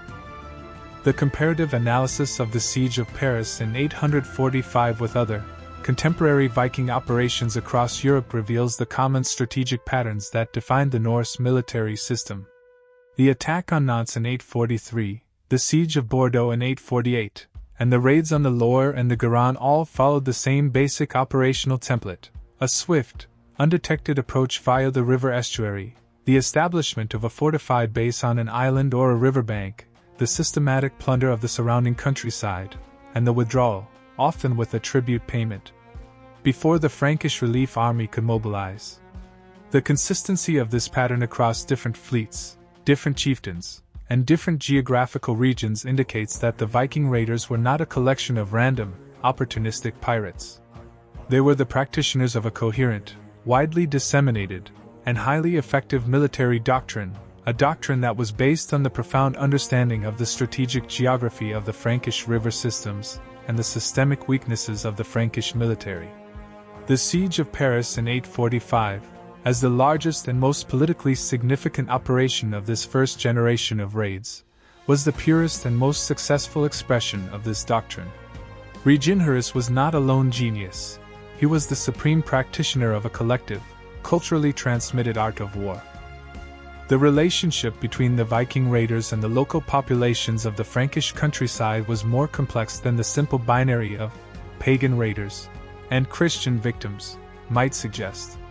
The Frankish peasants, who had little love for their distant, tax-collecting king or their local, often oppressive lords, were not always hostile to the Viking raiders. The contemporary chronicles contain accounts of Frankish villagers trading food and supplies to the Viking camps, providing intelligence on the movements of the Frankish army, and even, in some cases, joining the Viking war bands as auxiliary fighters. The class tensions of the late Carolingian society, the deep resentment of the peasantry against the burdens of the manorial system and the exactions of the royal fisc, created a pool of potential local support that the Vikings, with their pragmatic, non-ideological approach to alliance building, were often able to exploit. The Viking raids were not simply an external invasion, they were, at the local level, a complex, negotiated social phenomenon, a zone of interaction where the boundaries between the Frank and the Northmen were often blurred. The 7,000 pounds of silver, paid by the king and the church, did not trickle down to the starving peasantry. The Danegeld was a tax on the wealth of the elite, and the peasantry, who had no silver to give and whose primary asset was their own labor, had little to lose from the Viking depredations and, in some cases, something to gain. The eventual, long-term outcome of the Viking crisis for the Frankish world was, as we have argued, the acceleration of the transition from the Carolingian imperial order to the decentralized, feudal system of the Central Middle Ages. The failure of the central royal authority to provide security forced the local communities to seek protection from their local strongmen, the counts and the castellans, who built the private fortifications, the mottes and the bailies, that were the physical embodiment of the feudal order. The castle, the private fortress of a local lord, was the direct, architectural response to the failure of the royal army and the fortified city to defend the countryside from the Viking raiders. The political fragmentation of France, the division of the kingdom into a patchwork of semi-independent counties and duchies, was the inevitable political consequence of the military devolution that the Viking crisis had so powerfully accelerated. The Siege of Paris in 845, by exposing the utter impotence of the Carolingian state, was the foundational moment of this great, transformative process. The Vikings did not conquer the Frankish kingdom, but they shattered the political and military structures that had held it together, and the world that emerged from the rubble of the 9th century raids was a world that the Norsemen, in their violent, destructive way, had helped to create. The specific narrative of the Siege of Paris in the Annals of Saint Bertin, the most important single source for the event, is a masterpiece of controlled, politically charged, and theologically sophisticated historical writing. Prudentius of Troyes, the annalist, structures his account of the year 845 around a series of stark, violent contrasts. He juxtaposes the military impotence of Charles the Bald with the terrifying, almost supernatural power of the pagan fleet. He contrasts the holiness of the relics of Saint Genevieve with the profane, demonic violence of the Viking desecrations. And he frames the entire event as a divine judgment, a punishment sent by God for the sins of a divided, faithless people. The factual content of Prudentius's account, the number of ships, the name of the chieftain, the payment of the tribute, is almost certainly accurate. But the interpretation of these facts, the narrative framework that gives them their meaning, is a carefully constructed theological and political argument. The modern historian must read Prudentius with a deep and critical respect, using his factual data but constantly, rigorously questioning his interpretive framework. The Siege of Paris that emerges from a critical reading of the Annals of Saint Bertin is a more complex, more ambivalent, and ultimately more human event than the stark, moralized narrative that Prudentius presents. The representation of the Vikings in the visual arts of the Carolingian period is extremely rare, but one remarkable survival, the ivory cover of the Psalter of Charles the Bald, provides a tantalizing glimpse of how the Frankish elite visually processed the Norse threat. The lower register of this intricately carved, late 9th century ivory panel depicts a scene that has been interpreted as a symbolic representation of the defense of the church against the forces of evil. A group of armored, bearded warriors, who are clearly not Franks, are shown assaulting the walls of a fortified building, while a figure, possibly a king or a bishop, stands within the gates, protected by the hand of God. The iconography is ambiguous, but the political and military context of the late 9th century strongly suggests that the pagan warriors assaulting the church are the Viking raiders. The Psalter cover is a visual prayer, a plea for divine protection carved in walrus ivory, an image of the apocalyptic struggle that the Frankish elite believed they were fighting. The Vikings, in this representation, are not individualized human beings. They are the generic, monstrous agents of chaos and destruction, the physical embodiment of the sins that the Psalms themselves were designed to combat. The final, conclusive assessment of Reginherus, the historical chieftain who led the 845 siege, must acknowledge the frustrating, fragmentary nature of the evidence and the immense, distorting power of his later legendary status. The Reginherus of the Frankish annals is a shadowy, two-dimensional figure, a name attached to a series of violent events. We know almost nothing of his origins, his family, his motivations, or his personal character. The saga Ragnar Lothbrok, by contrast, is a richly drawn, psychologically complex literary character, a figure who embodies the entire tragic, heroic arc of the Viking Age. The historical Reginherus and the legendary Ragnar are not the same person, but they are connected by a thread of historical memory that is both tenuous and unbreakable. The Siege of Paris in 845, as the most spectacular and well-documented event of the historical Reginherus's career, is the anchor point of that thread, the moment of historical fact to which the later, fantastical legends were moored. The man who forced a Frankish king to pay 7,000 pounds of silver was not, perhaps, the dragon-slaying, snake-pit-dying hero of the sagas, but he was, in his own time, a figure of world historical importance, a catalyst of change whose actions, however brutal and opportunistic, helped to shape the political and cultural landscape of the European continent for 1,000 years. The story of Reginherus and the Siege of Paris is, in the final analysis, a story about the terrifying, unpredictable power of a single, determined will to disrupt the course of history. The synthesis of the evidence we have examined across this deep dive into the Siege of Paris in 845 AD reveals a pivotal, transformative crisis that reshaped the destiny of the Frankish world and accelerated the trajectory of the Viking Age. The audacious amphibious assault led by the historical chieftain Reginherus, a figure who would be immortalized as the legendary Ragnar Lothbrok, exposed the fundamental structural weaknesses of the Carolingian Empire with devastating clarity. The political fragmentation caused by the civil wars of Charlemagne's grandsons, the systemic military inability to counter the swift, river-borne Norse raids, and the profound psychological and religious terror that the pagan assault inspired, all combined to create the conditions for an unprecedented humiliation. The payment of £7,000 of pure silver, the first great Danegeld of the medieval West, was not merely a bribe to save a city. It was an economic and political watershed that transferred a massive concentration of liquid capital into the Norse economy, established a ruinous precedent of tribute that would plague the Christian kingdoms for over 2 centuries, and shattered the sacred, ideological legitimacy of the Carolingian monarchy. The plague that struck the Viking camp, interpreted by the Parisians as the miraculous intercession of Saint Genevieve, provided a powerful, enduring narrative of divine deliverance that would define the civic identity of Paris. The long-term consequences of the siege, the military reforms of the Edict of Peasters, the construction of the fortified bridges, and the devolution of power to the local magnates, accelerated the transition from the imperial Carolingian order to the decentralized feudal world. The siege was a moment of catastrophic failure that was also, in the brutal logic of history, a necessary catalyst for a profound and lasting transformation. The enduring significance of the siege of Paris in 845 lies not just in the dramatic, cinematic events of that terrifying spring, but in its capacity to illuminate the deep, interconnected structures of early medieval history. It is a story that weaves together the intricate political dynamics of a collapsing empire, the sophisticated military technology of the Longships, the bleak, brutal economics of the slave trade and the Danegeld, the potent, miraculous world of the relic and the saint, and the slow, mysterious process by which a historical figure is transformed into a legend.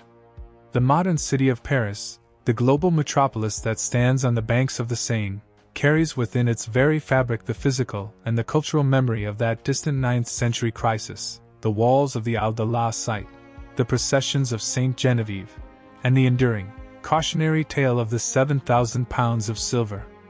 The legacy of Reginherus and his warriors, those terrifying, pagan strangers who rode their dragon-proud ships out of the mist and into the heart of Christendom, is permanently embedded in the soil, the stone, and the historical consciousness of the French nation, a dark, foundational moment in the long, complex, and often violent story of the making of Europe.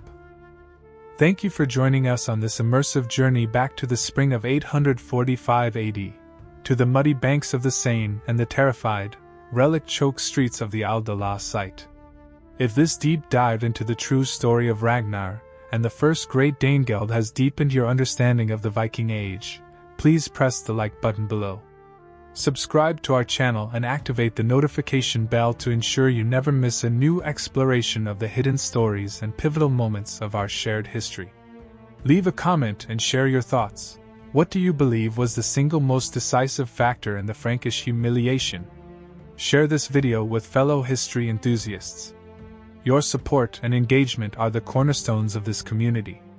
I hope you enjoyed this content, and I'll see you in the next video.